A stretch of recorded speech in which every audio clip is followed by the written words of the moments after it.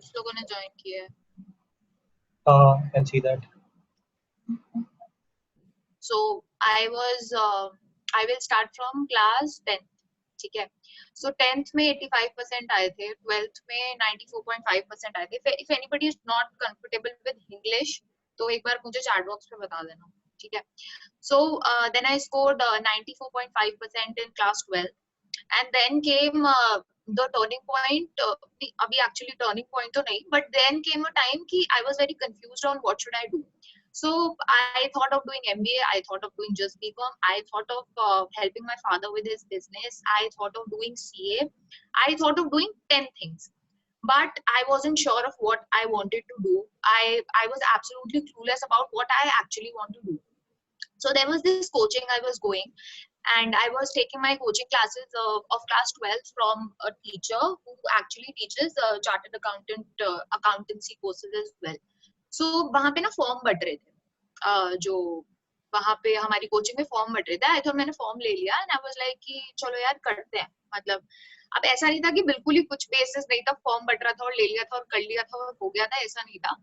But हाँ, because मेरा accounts और मैथ्स में इंक्लिनेशन उस टाइम पे बहुत ज्यादा था, तो मुझे लगा कि चलो let's go for chartered accountancy course, ठीक है। मतलब उस टाइम पे ना काफी चीजें दिमाग में होती है कि इंटरेस्ट एरिया भी है और ज्यादा पैसे भी नहीं लग रहे हैं, तो चलो यही कर लेते हैं। मतलब ऑनेस्टली ये सारी चीजें सबके दिमाग में आती है।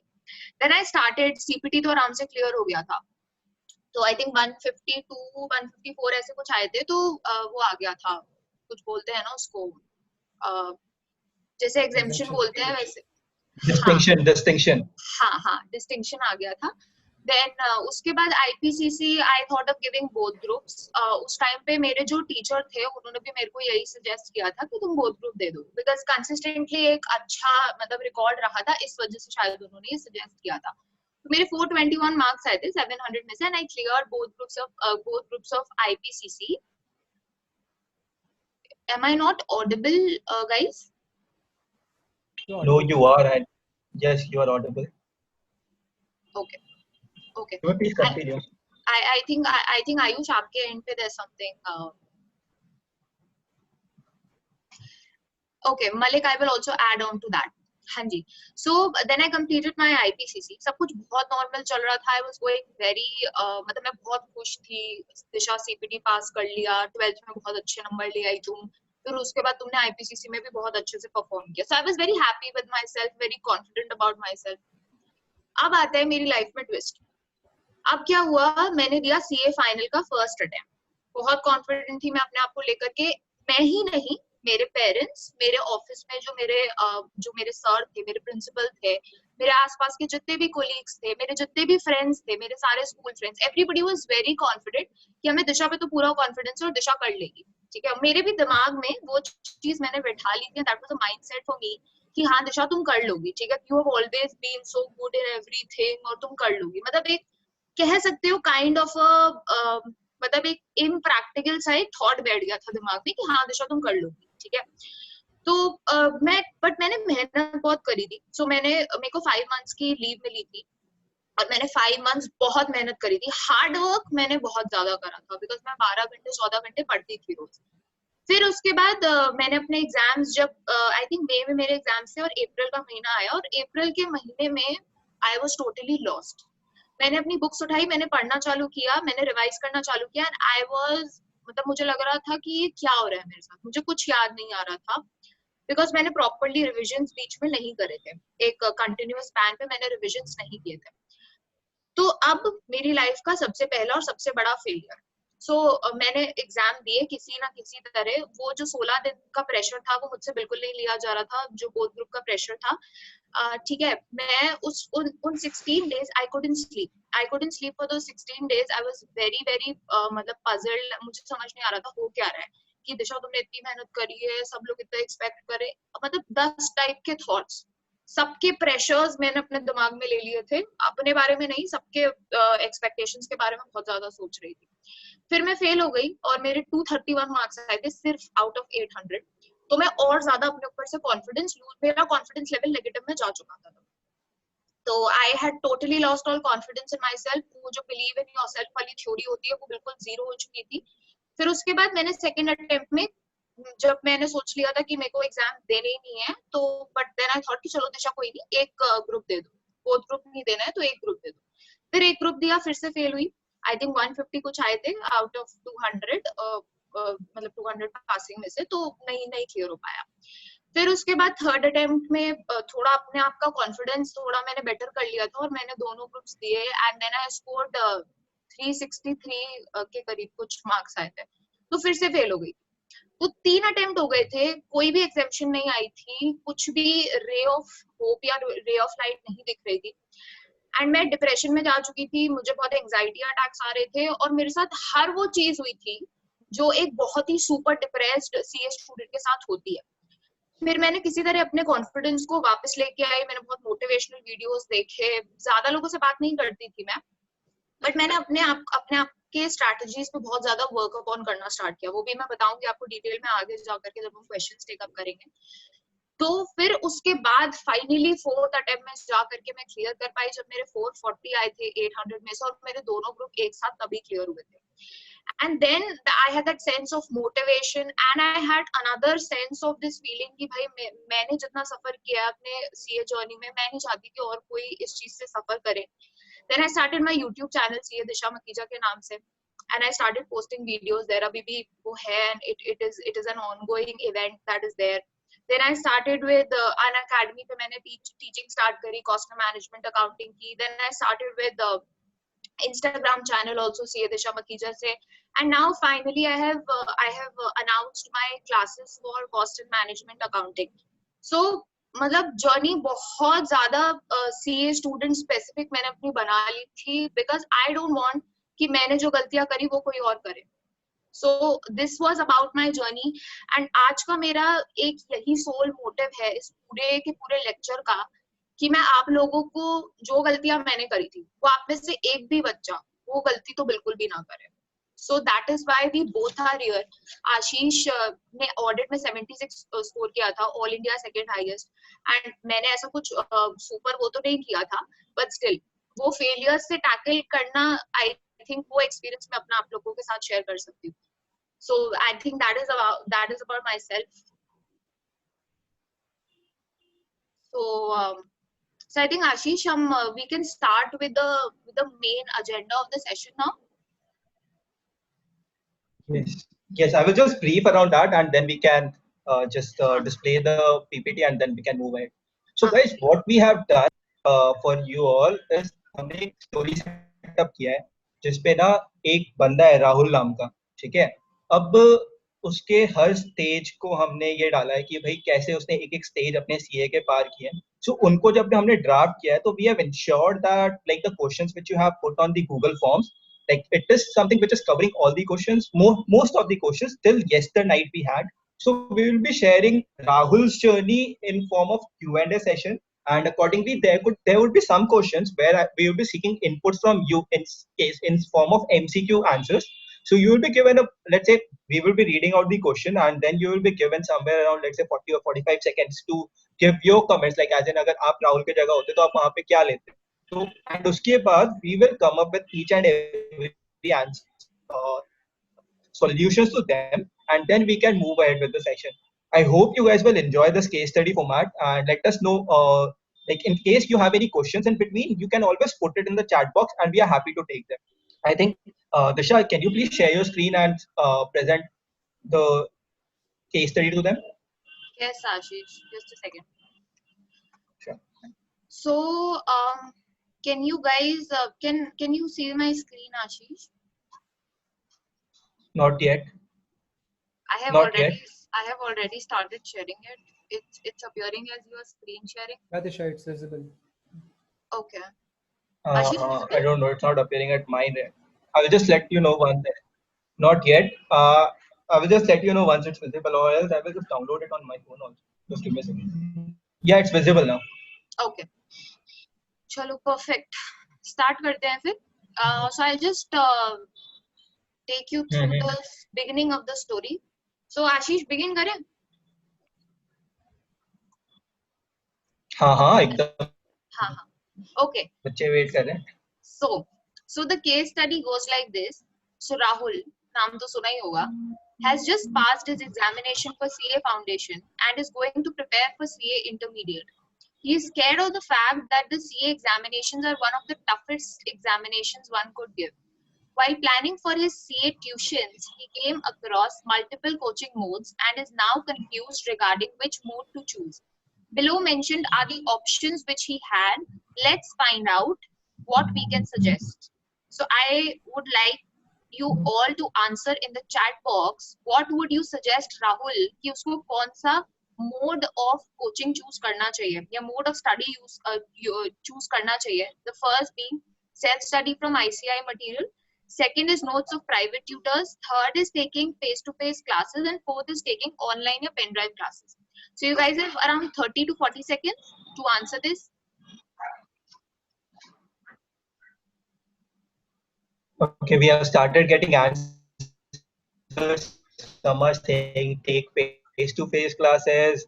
Some are saying take online stroke pen drive from ICI material. D and A is a common answer, which I think we are getting on. C and D is there, taking face-to-face classes and taking online stroke pen drive classes. That could be a good blend. Then you have D, taking online stroke pen drive classes. I think most of them are answering D. Guys, you have 10 or 15 more seconds. Yeah, you have 10 or 15 more seconds, guys. Please put in your comments. Then we will move down to discussing each and every one of them.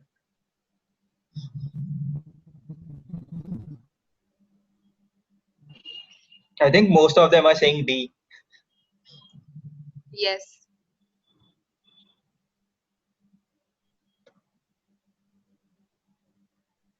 Okay. I think Ashish can tell Rahul कि Rahul को क्या करना चाहिए. Ashish, please. Right. See, now like we are in Rahul's shoes. Like when you're deciding, you have to consider 3 to 4 factors in your mind. Like first, when we see आप कहाँ पे हो, as in location, like whether location is a barrier for you or not. And then second is cost is also something very important. Third is आप में like how much of like enthusiast you are, as in आपको एक बार कोई चीज पढ़ने से याद हो जाती है या फिर देयर आर पीपल जिनको पढ़ते ही याद हो जाता है, समझ आ जाता है, एंड देयर आर पीपल जिनको चीजें समझने में दिक्कत होती है, दे प्रेफर कि कोई समझा दे. तो इन सब 4-5 चीजों को अगर आप ध्यान में रखते हो तो उसके बाद आप सेलेक्ट करते हो कि यार किस बोर्ड का कोचिंग जाए. Let's say if we talk about study from ICI material, this is a high, तो अगर आप इसे पढ़ ले तो ये तो ग्रंथ है पास होने के लिए.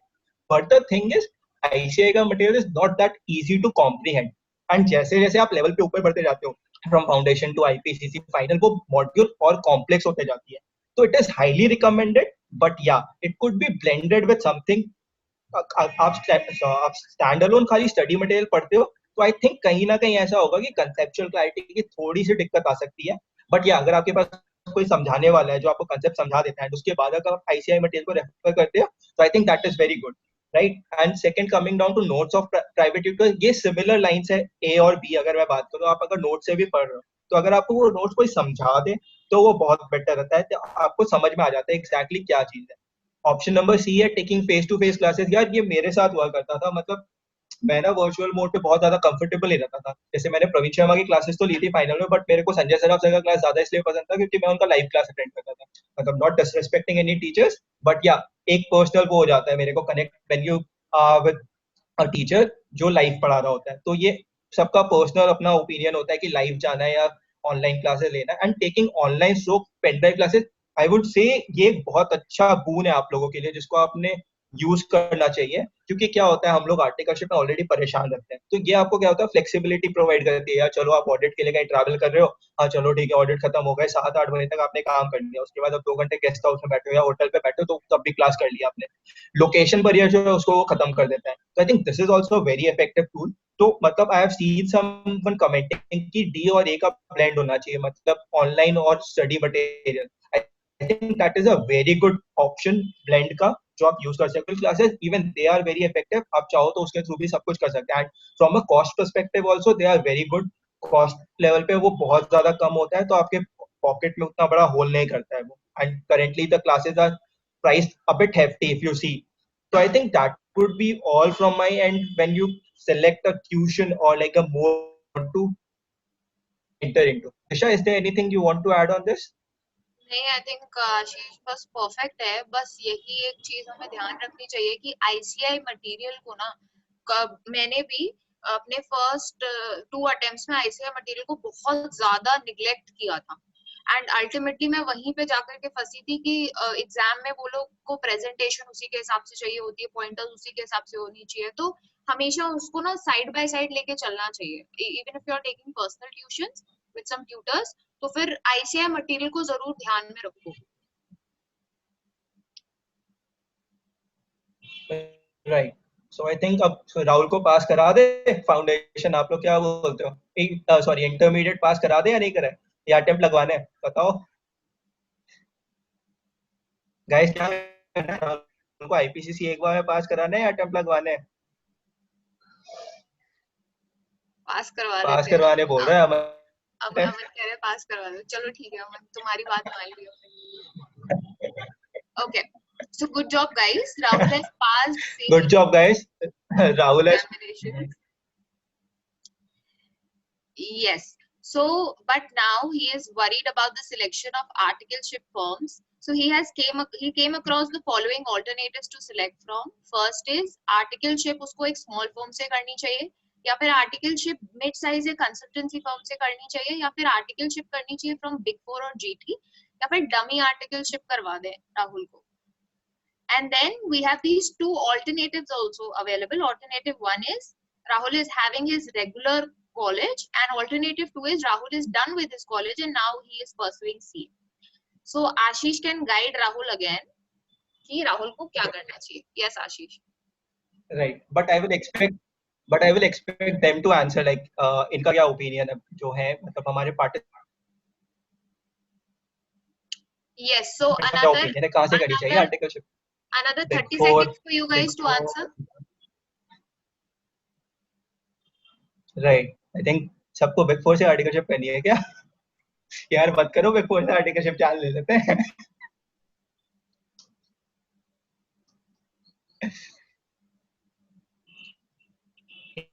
ए, बी और सी। अच्छा जी, बी। मिड साइज को बहुत, बिग फोर बहुत इंपॉर्टेंस मिल रही है। राइट, यस राशि, आई थिंक मेरा आंसर राइट। आई थिंक पहनी है क्या? यार मत कर। मिड साइज को बहुत, मेरा आंसर ए के और इंक्लाइंड रहेगा।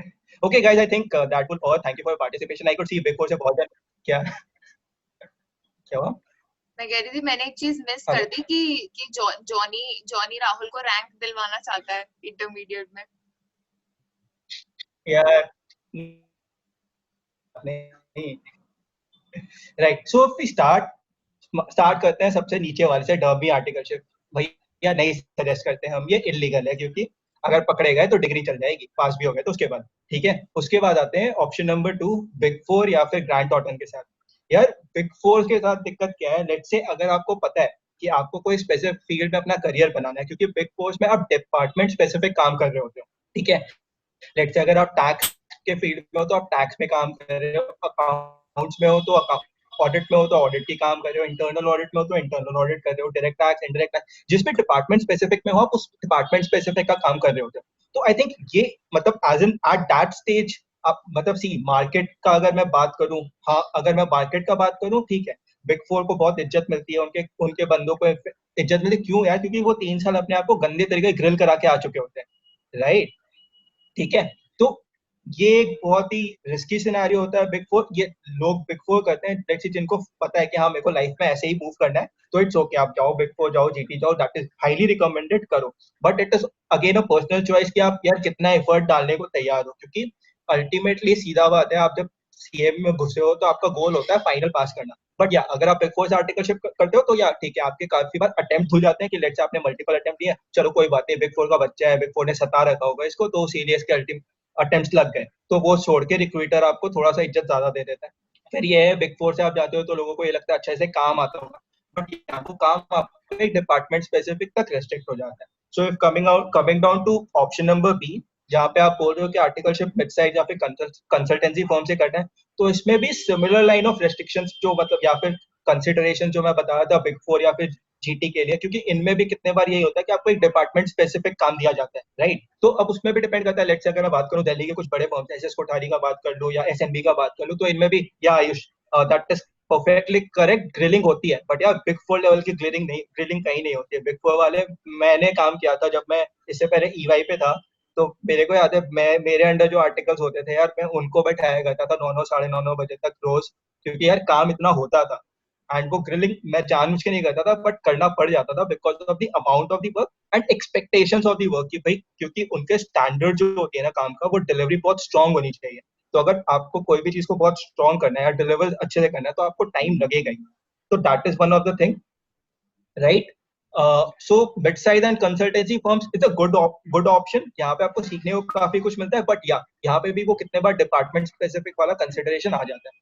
Talking about a small firm, मैंने खुद पर्सनली स्मॉल फर्म से काम किया था, जहाँ पे यार टाइम वॉज वेरी कंसिडरेट, कि हाँ मैं 10 से 6 या 10 से 5 जो भी होता था उस पर मैं काम करता था। सीखने को काम बहुत अच्छा मिलता था। लाइक लेट्स से मैंने इनकम, मेरे को आज के इनकम टैक्स रिटर्न लगाना भी आता है, रेसिडेंट का भी आता है, नॉन रेसिडेंट का भी आता है, मैंने स्क्रूटनी के केसेस भी हैंडल किए हुए हैं, फाइनेंशियल ड्यू डिलिजेंस भी किए हुए हैं, ऑडिट भी किए हुए हैं, इंटरनल ऑडिट भी किया, मैंने अकाउंट्स भी बनाए हुए हैं, मैंने टैली में एंट्रीज भी पास की हुई है। तो यार विविडनेस जिसको बोलते हैं ना, कि यार आपको सीखने को सब कुछ मिल जाता है। बट या इसमें क्या है, लेट्स से आपने अगर बिग फोर में काम कर रहे हो, ठीक है, तो उस केस में क्या होता है, आप जब बिग फोर में काम कर रहे हो तो लेट्स से आप 50,000 करोड़ की बैलेंस शीट संभाल रहे हो। बट यार जब आप ये छोटे फर्म में काम कर रहे हो, तो आप मे बी 50 करोड़ 10 करोड़ की बैलेंस शीट संभाल रहे हो, लेकिन यार अल्टीमेटली बैलेंस शीट बनेगी तो इंडेस के बेसिस पे ना, फंडामेंटल्स तो वही रहेंगे, ग्रुपिंग रीग्रुपिंग चेंज हो सकती है, राइट? एक सेकंड, एक हर्षिता का क्वेश्चन आया, I will take this right away. Sir, same amount of pressure exist in all department of big four? यार डिपेंड करता है। जैसे मैं अगर बताऊं ऑडिट में क्या होता है, स्टार्ट ऑडिट का अगर मैं बात करूं, स्टार्ट ऑडिट में अगर आप हो तो भाई अप्रैल से लेके सितंबर तक तो आप भूल ही जाओ कि आपके जीवन में शांति आने वाली। इंटरनल ऑडिट, टैक्सेशन में आप आ जाओ, डायरेक्ट टैक्स में भी अगर आप रहते हो तो यार हर 3 महीने में आपका एडवांस टैक्स का पेमेंट होता है। कॉप टैक्स में अगर आप हो, हर तीन आशीष महीने में एडवांस टैक्स का पेमेंट होता है। आशीष फिर कहीं ना सॉरी टू टैक्सेशन में इंटरप्ट आप आ यू जाओ, डायरेक्ट टैक्स में भी अगर आप होता है, फिर कहीं ना कहीं। Yes yes. there's an internet connection like network error from your side. From my side? Yeah. Okay, just give me a second, please. Can you hear me now? Yes, Ashish. Okay, just give me a second, please. Right, can you hear me now? Yes, perfect. Sure. So basically all these अब क्या है इसमें, अगर मैं DTIDT की बात करूं तो यार इतने ड्यू डेट्स आ जाते हैं ना, डेट आएगा तो आप समझ लो मंथ के 15 डेज तो आप प्रेशर में हो ही। तो प्रेशर बिग फोर में ऑलमोस्ट सिमेट्रिकली रहता है। लेट्स से आप रोज दिन के 7 8 9 बजे तक तो काम कर रहे हो। एंड डिपेंड करता है, टीम टू टीम भी डिपेंड करता है कि यार कहीं प्रेशर होता है कहीं नहीं होता है। तो it's always a bit dicey, की मतलब आई कैन नॉट कमेंट कि हमेशा प्रेशर रहता है, but yeah most of the time pressure रहता है बिट। ठीक है, तो like if I talk about my firm, like my principal was one of the gem kind of person, जो मतलब इफ आई रिमेंबर मेरा कॉलेज होता था morning college, so basically I used to reach office by 9:30 और something like that. सो उसके बाद मैं क्या करता था, सीन्स ऑलरेडी और सब थोड़े लेट से आते थे मेरे साथ, जो मेरे को आर्टिकल्स थे एंड ऑल, तो I used to go and sleep there for half an hour and my principal never used to say me anything. And he was such a nice person that what used to happen, like वो हमें खुद बोलते थे कि हाँ ठीक है 5 बज गया घर जाओ, 5:30 से ट्यूशन है। So see, these kind of things happens in small firm only, like where the principal is concerned about you। यार आपको अल्टीमेट गोल बच्चे का क्या है, सीए पास करना, यार काम तो ठीक है, जॉब लग गया उसके बाद भी सीख लेंगे। So these all things you will only find in small firm। But yeah, again अगर मैं बात करूं चारों का, तो चारों का like तीनों का, चौथा option is something very much completely ruled out। अगर मैं इन तीन ऑप्शंस का बात करूं ना, तो इन तीन ऑप्शंस में ऐसा है कि यार आप समझो पर्सनल चॉइस पे बहुत डिपेंड करता है, आप कितना एफर्ट पुट इन कर सकते हो। लेट्स से आपने अगर बिग फोर में काम करना है, आपने दिन के 8 9 घंटे काम कर लिया, 10 घंटे काम कर लिया, उसके बाद अगर आप में कैपेसिटी होती है कि आप घर जाके काम करना चाहते हो, घर जाके आप अपना काम भी करोगे, ऑफिस का ट्यूशन भी लगा लोगे, तो यार 100% जाओ बिग फोर, कोई दिक्कत नहीं। अगेन फिर consultancy and mid size firm भी वैसे ही है। लेट्स से अगर मैं बात करूं, अगर मैं ईवाई का बात करूं अपने टीम का, तो मेरे टीम में एसएस कोठारी एंड मेहता के अराउंड 6 या 7 लोग थे। तो आपको इन स्मॉल साइज फर्म्स के बाद क्या होता है, आपका वो खुल जाता है, डोर टू बिग फोर आराम से खुल जाता है। यस, स्मॉल फर्म के साथ ये एक रिस्क होता है, जब आप अपने इंटरव्यू पे जाते हैं ना, तो लोगों को ये लगता है कि आपने डमी ले रखी है, बट यार आपको अपने इंटरव्यू में ये प्रूव करना पड़ता है अपने आंसर से, अपने कंसेप्ट से कि यार ये देखो मैंने कभी डमी नहीं लिया, मैंने काम किया, भले मैंने एक छोटे फॉर्म में काम किया बट काम मेरे को आता है। तो ये एक रिस्क रहता है छोटे फॉर्म में काम करने से। अदरवाइज मैंने ऑलमोस्ट सारे मेरिट डीमेरिट्स बता दिए आपको। अब अगर मैं ऑल्टरनेटिव पे आ जाऊँ, ऑल्टरनेटिव 1 या फिर 2 पे, तो alternative 1 is Rahul is having regular college. यार अगर रेगुलर कॉलेज है ना, तो यार if I am not sure, like Delhi university में आप शायद साथ में अटेंड नहीं कर सकते colleges, right? College and CA साथ में नहीं कर सकते, आई थिंक आर्टिकलशिप में कुछ इशू आता है, right?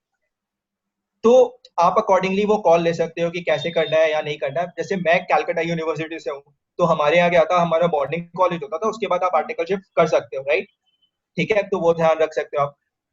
And accordingly regular college, and अगर कॉलेज नहीं है तो यार फिर तो आप अपना जिस लेवल पे हमने बात किया है उस हिसाब से आप कुछ भी सजेशन यहाँ से उठा के यूज कर सकते हो।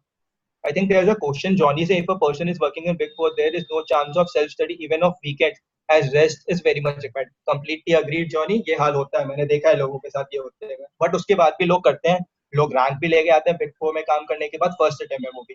तो ये बहुत ज्यादा पर्सन स्पेसिफिक और एज एन इस पे कोई ब्लैंकेट आंसर नहीं हो सकता कि आपको आर्टिकलशिप कहाँ से करना चाहिए। तो I think let's leave it on Rahul. Rahul को डिसाइड करते हैं, हमने बता दिया है, ठीक है? चलो राहुल को थोड़ा आगे लेके जाते हैं स्टेज पे। Disha, I think we can move forward. In case you have something to add on, please add that. नहीं आशीष, I think we can move forward. हाँ जी. Sure. So thank you everyone for helping out Rahul with the selection. अब राहुल के सामने आता है सबसे बड़ा challenge, जो कि I am very very sure हर एक सीए स्टूडेंट के दिमाग में आता है, ग्रुप 1 दे या ग्रुप 2 दे या both groups they. So Rahul is also worried. He is really confused with the selection and is looking for an advice from you all. So you guys have 30 seconds and I would like to put you guys to put on the chat box. What do you suggest? Single group, both group? What do you suggest? Aman both group, Malik both group, Amit is single group, Aman again both group. Okay. Rashid also depends on his level of preparation. Acha. Okay, according to preparation, but try for both. Okay. Depend upon the coaching completion status. Acha.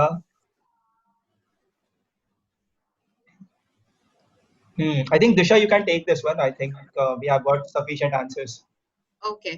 So personally, if you ask me, तो मैं राहुल को ये advice करूंगी कि राहुल इस चीज को कुछ 2-3 पैरामीटर्स पे जज कर सकता है.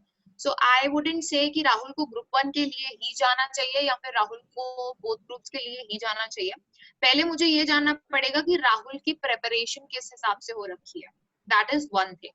So if Rahul is prepped up for both the groups, if Rahul has completed his coaching as well as the revisions for both groups, I would suggest Rahul can go for both groups. अगर मैं सिर्फ preparation के parameter की बात करूँ तो अगर राहुल ने कोचिंग्स कंप्लीट कर रखी है बट उसने रिविजन्स प्रॉपर्ली नहीं कर रखी है और उसके लिए कोचिंग तो उसने ली थी 1 साल पहले, बट अभी के लिए उसके लिए सारे सब्जेक्ट्स एक बराबर ही हैं क्योंकि उसने कुछ भी रिवाइज नहीं किया था. ये मैं इसलिए बता रही हूँ क्योंकि ये मैंने करा था. मैंने कोचिंग तो सारी ले ली थी बिल्कुल टाइम से, बट मैंने कुछ भी रिवाइज नहीं कर रखा था. और जब मेरे लास्ट 4 to 5 मंथ्स बचे थे, मुझे लग रहा था मेरा सब कुछ तो हो गया, मैंने कोचिंग सारी कंप्लीट कर लिया, बस रिवीजन करना है. बट जब मैंने अपनी बुक्स उठाई तो everything was so new for me कि मुझे ऐसा लग ही नहीं रहा था कुछ सब्जेक्ट्स में तो कि मैंने कोचिंग ले भी रखी थी, बिकॉज बहुत टाइम गैप आ गया था. So first thing is of course आप अपनी preparation देखोगे that how is your preparation, that is one thing. Second thing is क्या आप इतना pressure handle कर सकते हो कि आप both groups दो, क्योंकि both groups is not just giving 8 subjects but it is आपको बहुत ज्यादा mentally prep up होना पड़ता है अगर आप both groups देने जा रहे हो, क्योंकि there is a lot of hard work that you need to give is number one. आप अगर 12 घंटे 14 घंटे एक दिन में पढ़ सकते हो, अपने आवर्स ऑफ स्टडी को स्ट्रेच कर सकते हो, आप उतना प्रेशर हैंडल कर सकते हो कि आप 16 दिन लगातार एग्जाम्स दो जिसमें आप एवरी ऑल्टरनेट डे एग्जाम दे रहे हो और आप उसके जो बाकी के जो ऑल्टरनेट डेज है तब आप इतना ज्यादा रिवाइज कर रहे हो सिलेबस को, तो वो सारी चीजें आप टेक इन कर सकते हो या नहीं. अगर आपकी आदत नहीं है बैठ करके लॉन्ग आवर्स पढ़ने की तो फिर मैं आपको नहीं सजेस्ट करूंगी कि आप बोथ ग्रुप दो. ठीक है, of course nothing is impossible, आप वो सारी चीजें इम्प्लीमेंट फिर भी कर सकते हो, तो मैं ये नहीं बोलूंगी कि it is impossible.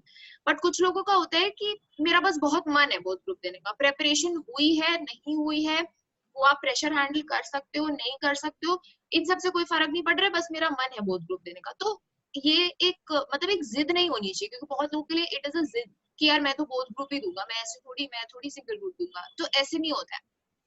So there is a question, let us know how much times revision is suffice for appearing in both group. So मैं आपको अपना बता देती हूँ, both group में आई थिंक अगर आपको last 4 to 5 months of preparation मिल रहा है, तो आई वुड सजेस्ट कि एक बार जब आपने कोचिंग में पढ़ लिया उसको आपने एक बार मतलब अच्छे से उसको रिवाइज भी कर लिया है, तो लास्ट के 4 months में आप 3 times तो रिवाइज करो, मतलब दैट आई वुड सजेस्ट। अगर आप बोथ ग्रुप दे रहे हो तो आपको 3 बार तो रिवाइज करना ही चाहिए। एंड ऑफ कोर्स रिविजन, यार देखो सिर्फ पढ़ना और रिविजन ही नहीं होता है। हम सिर्फ हमेशा सोचते हैं हमें पढ़ना है, हमें रिवाइज करना है, पढ़ना है, हमें रिवाइज करना है, नहीं, पढ़ना है, रिवाइज करना है, इवैल्यूएट करना है, पेपर देने हैं, मॉक टेस्ट देने हैं, पता तो चले ना कि मैं सही डायरेक्शन में जा भी रही हूँ या नहीं। अप्रैल में जाकर के मैंने पेपर दिया और मुझे अप्रैल में पता चला कि यार मेरे तो बहुत कम नंबर आए, मतलब मैंने कुछ बहुत ज्यादा बड़ी गलतियां कर रही हूँ मैं। तो पेपर्स भी साथ में देते रहो हर रिविजन के बाद, ताकि आपको पता चलता रहे कि आप कहाँ स्टैंड करते हो। एक चीज बस और ऐड करूंगी कि जरूरी नहीं है कि आप अगर आपका मई में पेपर है तो आप जनवरी में ही डिसाइड कर लो कि आपको बोथ ग्रुप देना है, ठीक है। आप सोच के ये चलो कि आप बोथ ग्रुप दोगे, बट आप अपना फाइनल डिसीजन फॉर्म जब आपको भरना होता है तब आप ले सकते हो, तब आप उस टाइम के प्रिपरेशन के हिसाब से जज करके अपना फाइनल डिसीजन दे सकते हो। बहुत लोग ना जनवरी से ही परेशान होने लगते हैं, मुझे बताओ कि मैं सिंगल दूं या मैं बोथ दूं, तो ऐसे नहीं होता है। मतलब when you time for it you should take that time, go for both group, पढ़ाई बिल्कुल वैसे ही करो, बट मार्च में आकर के फिर डिसाइड करना कि एक्चुअली क्या करना है। So that's all that I would suggest to Rahul. यार मैं इस पे ऐड करना चाहूंगा, मतलब as in this is something in contradiction with Disha, मतलब I have always been of the opinion कि यार देना तो कौन देना है वरना नहीं देना है। सो एक चीज मैं यहाँ सजेस्ट करना चाहूंगा, लाइक जो दिशा ने बताया that was bang on correct, absolutely correct considering all the factors, but मैं क्या करता था, like what I also suggest, like अगर कोई वैसे पर्सनल ओपिनियन मांगता है कि बोथ ग्रुप और फर्स्ट क्या करना है, तो जैसे दिशा ने बोला ना कि आप कट ऑफ उस दिन लो जिस दिन आप बैठ के फॉर्म भर रहे हो, मैं ये बोलता हूँ कि फॉर्म तो दोनों का भर दो यार, उसके बाद प्रिपरेशन स्ट्रैटेजी देख लेना, एग्जाम के पहले देखना देना एक है या दो देना है, बट फॉर्म तो एटलीस्ट दोनों का भर दो, क्या पता अगर बाद में दोनों देने का मन कर गया तो दे दिया। तो this is the only change which I would add on, like उसके अलावा I think everything was bang on. I think Disha we can move to the next one please. Yes, okay, so अब राहुल ने अपना डिसीजन ले लिया है, considering the preparation, the hard work that he can give and of course the pressure handling. Now Disha moving fail on, करा दे इसे एक बार। करा देते हैं अब एक बार तो, आई थिंक बनता है बिकॉज सीए एग्जाम है। राइट, अब बेचारा को फेल हो ही है। Okay, so guys there is a sad news, Rahul फिर से फेल हो गया है। सो ये राहुल का फर्स्ट फेलियर नहीं है, राहुल पहले भी फेल हो चुका है, वो हमने थोड़ा स्किप कर दिया था। सो राहुल फिर से फेल हो गया है and I had a word with Rahul and he said the following to us, और उसने हम लोगों से ये सारी बातें कही हैं। So Ashish can take over the. Okay ठीक है, गए बेचारे के पास यार। सबसे पहला आंसर, हर बच्चा कोई अगर फेल होता है तो सबसे पहला उसका रिप्लाई यही आता है कि आईसीआई ने जबरदस्ती फेल कर दिया। यार आईसीआई को तुमसे कोई दुश्मनी थी या आईसीआई ने किसी भी बच्चे को पास नहीं किया? आई अंडरस्टैंड इवैल्यूएशंस में कमी है, बट यार क्या कर सकते हैं आप बताओ। उसी इवैल्यूएशन पैरामीटर पे आपको अगर फेल किया गया तो वही इवैल्यूएशन पैरामीटर आपको एक दिन पास कराएगा। लेट्स से हम कितना ही कोशिश कर ले, हम आईसीआई को तो बदल नहीं पाएंगे, तो हमारे पास यही ऑप्शन है यार, हम अपने आप को बदल ले, जो उन्हें चाहिए वो उन्हें दे दे। और से इफ आई से थाली में परोस के चाहिए तो लेट्स डू दैट, थाली में 56 भोग उसको परोस के दे दो यार। उसको जिस हिसाब से आंसर चाहिए ना कि हाँ चलो ठीक है, पहले तुम बैलेंस शीट प्रॉपर बनाओ, उसके बाद एक एक का शेड्यूल बना के दो।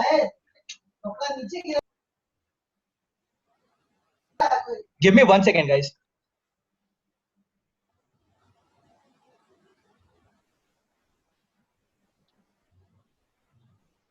Sorry guys for that. So it's like कि यार आईसीआई क्यों फेल करना चाहेगा? लेट्स से ठीक है, मानता हूँ 1 या 2% या फिर आप 5% केसेस आते पकड़ लो यार जिसमें आईसीआई के कारण के बच्चे फेल हुए। लेट्स से कि जो चेकर था वो उसने पेपर को ढंग से चेक नहीं किया या इवैल्यूएशन में कमी रह गई। बट यार समझो चीजों को, इस बात को आप सोच के आप कुछ नहीं कर सकते। ये आपके कंट्रोल पे नहीं है कि आईसीआई पेपर कैसे चेक कर रहा है। आपके कंट्रोल पे क्या है? आपका प्रिपरेशन, आपका लिखने का टेक्निक, आपकी प्रेजेंटेशन स्किल्स, तो यार इन तीन चीजों पे काम करके हम पास हो सकते हैं ना. So let's do work on these three skills rather than saying this fact कि आईसीआई ने जबरदस्ती फेल किया है, उसने फेल किया. अब क्या कर सकते हैं, अब तो फेल हो गए ना. उस चीज के बारे में सोच के दुखी होके कोई फायदा तो है नहीं, आगे तो बढ़ना होगा. अब इस चीज के लिए दुखी होके आप 10 दिन बैठे रहोगे, उसके बाद 10 दिन बाद आएगा यार तो प्रिपेयर करना है, फिर लगेगा यार 10 दिन तो खत्म हो गए, अब कैसे प्रिपेयर करूं. क्योंकि यार समझो, आपका रिजल्ट आने के बाद और नेक्स्ट अटेम्प्ट के बीच में 3 महीने का फर्क होता है. तो आप अगर एक एक दिन भी उठाते हो ना, तो समझो यार वहाँ पे बहुत मायने रखता है एक एक दिन का. आप अभी समझोगे जब दिशा आपको कंसिस्टेंसी के बारे में समझाएगी कि कैसे पढ़ाई में कंसिस्टेंसी लाना है, तब आप समझोगे यार एक एक दिन वहाँ पे कैसे इंपॉर्टेंट होता है. तो अगर आप ऐसे वेस्ट करोगे ना इन सब चीजों पे दिनों को, तो दिक्कत आ जाती है फिर. I think Disha we can move to the next one. Yes. So the next thing जो राहुल ने बोला कि भविका और अविनाश पास हो गए और मैं फेल हो गया हूँ, तो अब राहुल को इस चीज की परेशानी हो रही है या इस चीज की टेंशन हो रही है कि भाई उसके फ्रेंड्स तो पास हो गए हैं बट राहुल का क्लियर नहीं हुआ है. आई एम श्योर सबके दिमाग में ये चीज कभी ना कभी तो आई होगी. अगर आपके साथ ऐसा कभी हुआ है कि आप क्लियर नहीं कर पाए हो and your friend has clear, तो आपके दिमाग में आता है कि यार ये कैसे पास हो गया, मैंने भी तो इसी के साथ पढ़ा था. See what you need to keep in mind over here is कि देखो हर इंसान अलग होता है. मैं ऐसा नहीं बोलूंगी कि आपका दोस्त ज्यादा केपेबल था, बट हाँ, क्योंकि मैं आपके, पहली बात तो कंपैरिजन करना ही गलत है. ठीक है, हम मेरी और मेरे फ्रेंड की अलग सिचुएशंस हो सकती है, मेरी और मेरे फ्रेंड के पढ़ने के तरीके अलग हो सकते हैं. हो सकता है उसने प्लानिंग अच्छे से करी थी, मैंने प्लानिंग अच्छे से नहीं करी थी. जैसे मैंने अपने रिविजन्स प्रॉपर्ली नहीं करे थे, जैसे मैंने आईसीआई मटेरियल को फॉलो नहीं किया था, मैंने प्रेजेंटेशन अपने टीचर्स का ही फॉलो किया था, तो ये मेरी गलतियां थी. ठीक है, भले मैं उसके साथ पढ़ती थी बट कुछ डेफिनेटली टेक्निक्स में, स्ट्रैटेजीज में, प्लानिंग में डिफरेंस होगा. मैं कैलिबर पे बिल्कुल भी नहीं बोलूंगी, हम सबके पास एक जैसा दिमाग है. ठीक है, जो लोग बोलते हैं ना कि आप इनका रिटेंशन अच्छा है, ये अच्छा है, वो अच्छा है, यार जितना ज्यादा रिवाइज करोगे उतने अच्छे से रिटेन्ड रहेगा. तो मैं उस चीज पे बिल्कुल भी कमेंट नहीं करूंगी क्योंकि मेरे हिसाब से, मेरी नजरों में आप सब लोग एकदम सेफ है. लेकिन जो टेक्निक शायद भविका और अविनाश ने अपनाई थी और जो राहुल ने अपनाई थी, उसमें फर्क था. जो गलतियां राहुल कर रहा था वो गलतियां भविका और अविनाश ने नहीं करी थी. तो सबसे पहली चीज, don't compare yourself with anyone. Just take a pen and paper, jot down कि भाई मैंने ये गलतियां करी थी. सबको पता होता है उन्होंने क्या गलतियां करी. ठीक है, कहीं ना कहीं हमें आइडिया होता है पेपर देने के बाद that this is the weak area जिस पे हमने फोकस नहीं किया था. मैंने स्पीड पे फोकस नहीं किया था, मैंने पेपर्स नहीं सॉल्व करे थे, मैंने आईसीआई मटेरियल के हिसाब से आंसर्स नहीं दिए थे. वो सारी चीजें लिखो और अपने आप को इवेलुएट करो rather than comparing yourself, because you will and up having so much stress in your head इस चक्कर में कि आपके फ्रेंड्स पास हो गए और मैं नहीं पास हुआ. मतलब मेरा एक एग्जांपल है, मेरी एक फ्रेंड, उसको इस चीज से बहुत ज्यादा फर्क पड़ता था. ठीक है, कि उसकी फ्रेंड जो है वो पास हो गई है और वो इतना ज्यादा परेशान हो गई थी कि उसको एक्चुअली इस चीज का डिप्रेशन हो गया था कि यार उसकी फ्रेंड कैसे पास हो गई है. और वो मेरे पास आ करके परेशान हो रही है एंड बहुत ज्यादा एंजाइटी हो रही है उसको इस चीज की. तो इतना ज्यादा नहीं सोचना होता है about what your friends are going through. You have to focus on your life. It is your life, it is your journey, and you have to work upon your mistakes. आपके friends आकर के वो चीज नहीं करेंगे. So please focus on yourself is what I would just tell you, and stop comparing yourself with anyone else. आप बहुत ही unique हो, बहुत ही अलग हो. So you cannot just compare your result with anyone. So that's all from my side, Ashish. Sure, that was good enough, Disha. Thank you for that insights. Right, I will take up this question from Ayush. If any student prepared for one group, यार आयुष, ये strategy personally मैं अगर बोलूँ मेरे को नहीं समझ आता है यार. या तो एक दो या दोनों दो यार. ये partial वाला ना थोड़ा कम मेरे को समझ में आता है and मैं थोड़ा suggest नहीं करता इस चीज को. Disha, what is your opinion on this?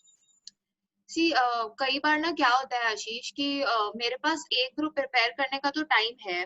ठीक है, बट मेरे पास दोनों ग्रुप प्रिपेयर करने का टाइम नहीं है. मतलब मेरे पास ऐसा टाइम स्पैन है जिसपे मैं एक से ज्यादा कर सकती हूँ बट मैं 2 ग्रुप नहीं कर सकती हूँ. तो कई बार लोग ऐसा करते हैं कि चलो मैं 1+1 एग्जाम्शन या 2 एग्जाम्शन कर लूँ. तो मेरे हिसाब से ये इसमें कुछ गलत नहीं है.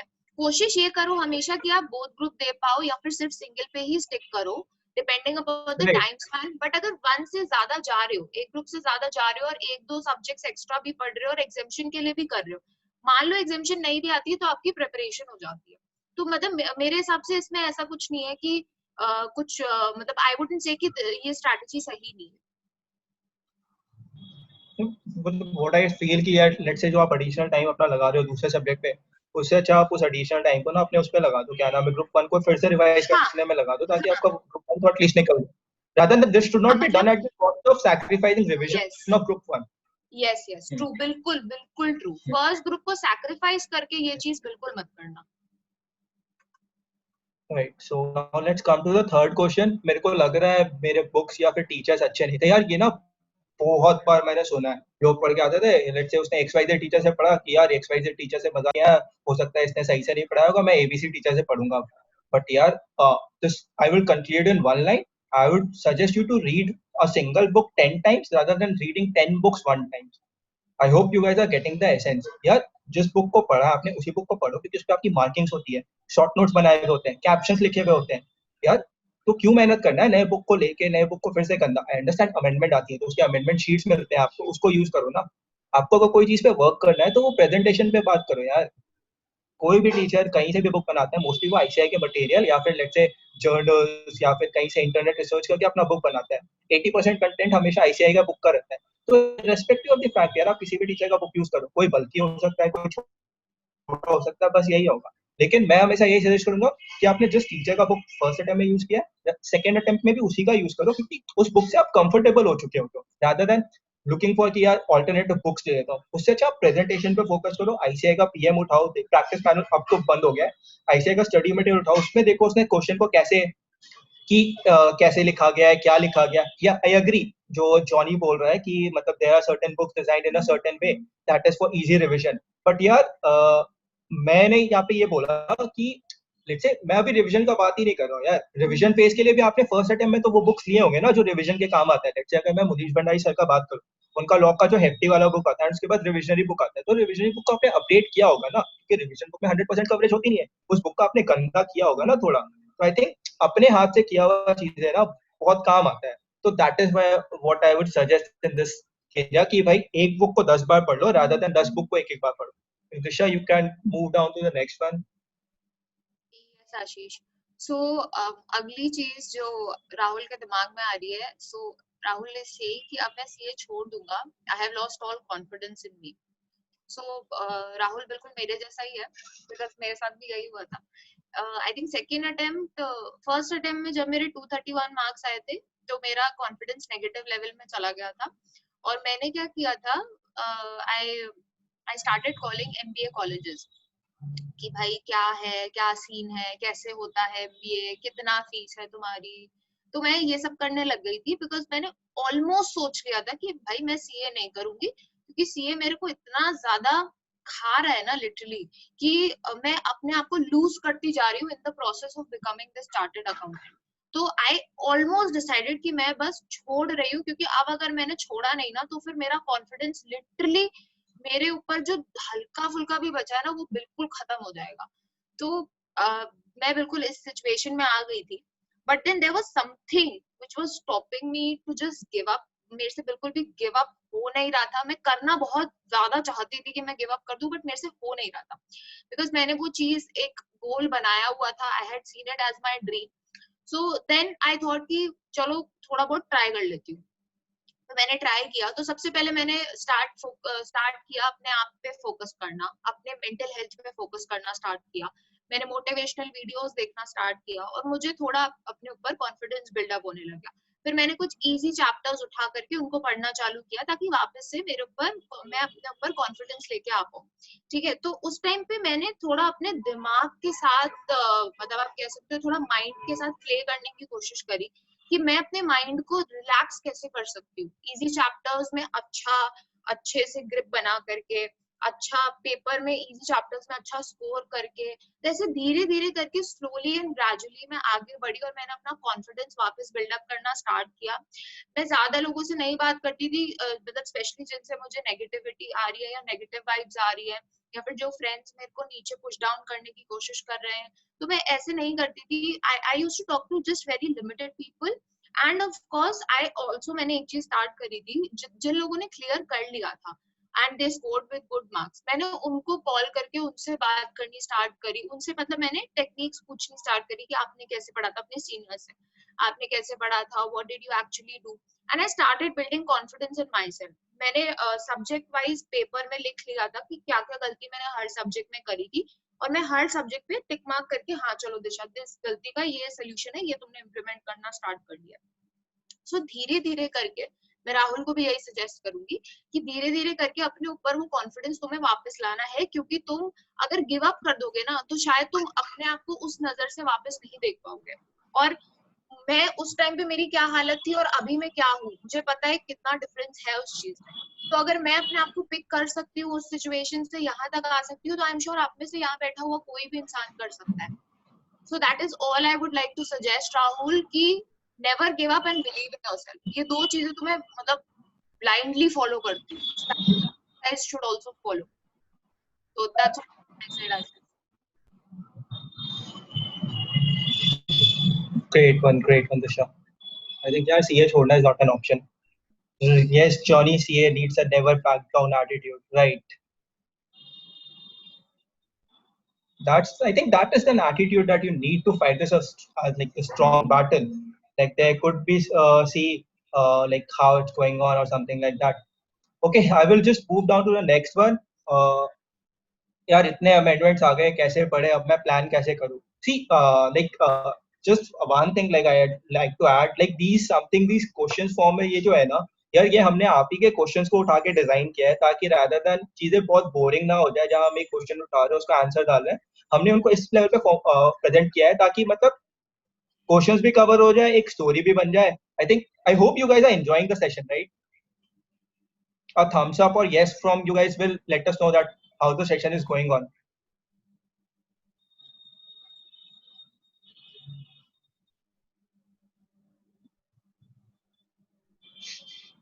Okay, thank you guys. Let's move down to the next one. इतने amendments आ गए हैं, कैसे पढ़े, अब plan कैसे करूं?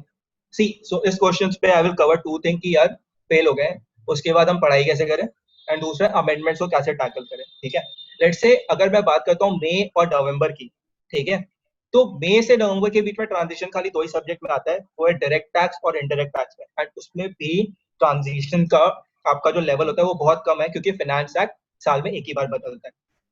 तो अगर मई से नवंबर है तो उसमें अमेंडमेंट्स की तो टेंशन आपको लेनी नहीं है। इंड एस में छोटे मोटे 4-5 चेंजेस आ जाएंगे, वो भी अभी इसलिए आ रहे हैं क्योंकि कंपनीज एक्ट 2013 में मर्जिंग चल रहा है एंड ऑल, ठीक है?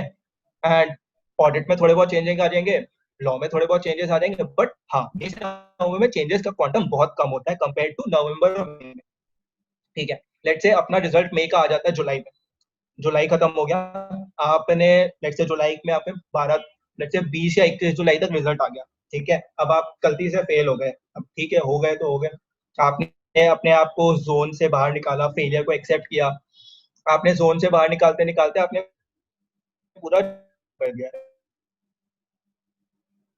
अब उसके बाद आपके बचता है अगस्त, सितंबर, अक्टूबर, क्योंकि नवंबर जाती है। तो यार इन 3 महीनों में अगर आप ये श्योर थे कि आपने जो पढ़ाई की थी फर्स्ट अटेम्प्ट के लिए या फिर लेट्स से सेकंड अटेम्प्ट जो भी आपका गया था लास्ट अटेम्प्ट, उसके लिए आपने जो पढ़ाई की थी उसमें आपने अपना 120% दे रखा था, कंसेप्चुअली आप कहीं वीक नहीं हो, तो आप डे 1 से जो पढ़ाई स्टार्ट करोगे ना वो रिविजनरी मोड पे स्टार्ट करोगे कि मेरे को रिविजन करना है, क्योंकि हम जब फर्स्ट रीडिंग करते हैं ना तो हम एक इंडिविजुअल सब्जेक्ट को अराउंड 15 दिन 10 दिन देते हैं, बट हम जब रिविजन करते हैं तो क्या होता है, हम 10 दिन में उठा के 2 सब्जेक्ट खत्म करते हैं।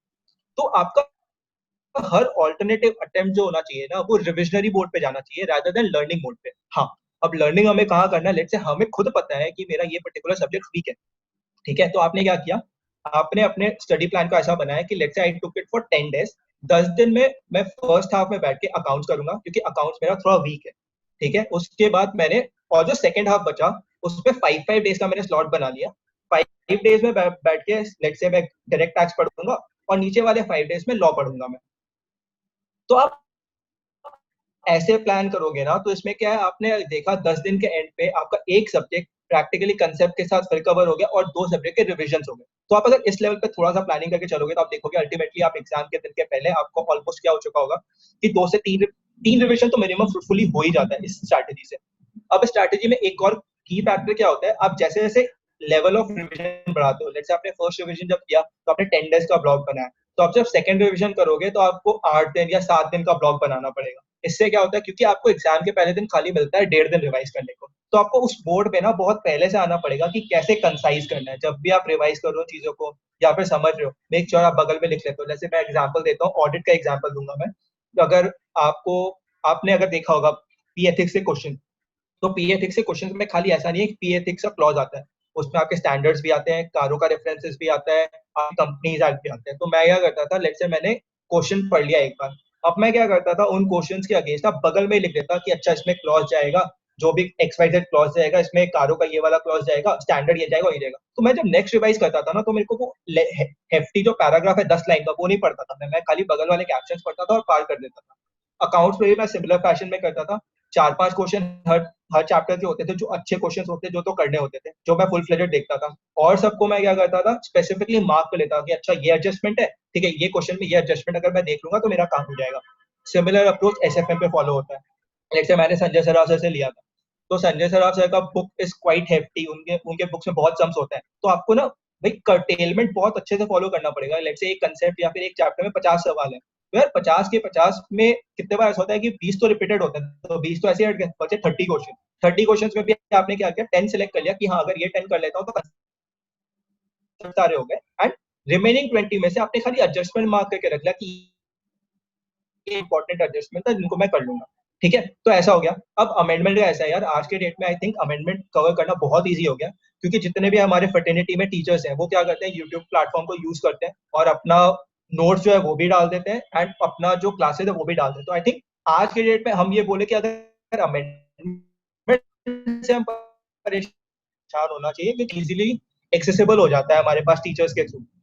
तो amendment is not an issue, the only issue is like how we plan. And I think जो प्लान मैंने आपको सजेस्ट किया है, अगर आप उसको थोड़ा सा ट्वीक करके अपने प्रिपरेशन स्ट्रैटेजीज के हिसाब से या के हिसाब से, कि लेट्स से आप दिन में अगर 18 घंटा, कोई 14 घंटा पढ़ता है, कोई 12 घंटा पढ़ता है, कोई 10 घंटा पढ़ता है, तो उस हिसाब से वो स्ट्रेच आउट करके एंड उसको रीबिल्ड कर सकता है। I think this is a good strategy जो आपको हेल्प करेगा पूरा कवरेज में भी, और टेंशन भी थोड़ा कम होगा इसके साथ।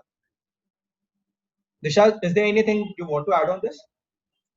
नहीं, I think Ashish, you've covered all the aspects.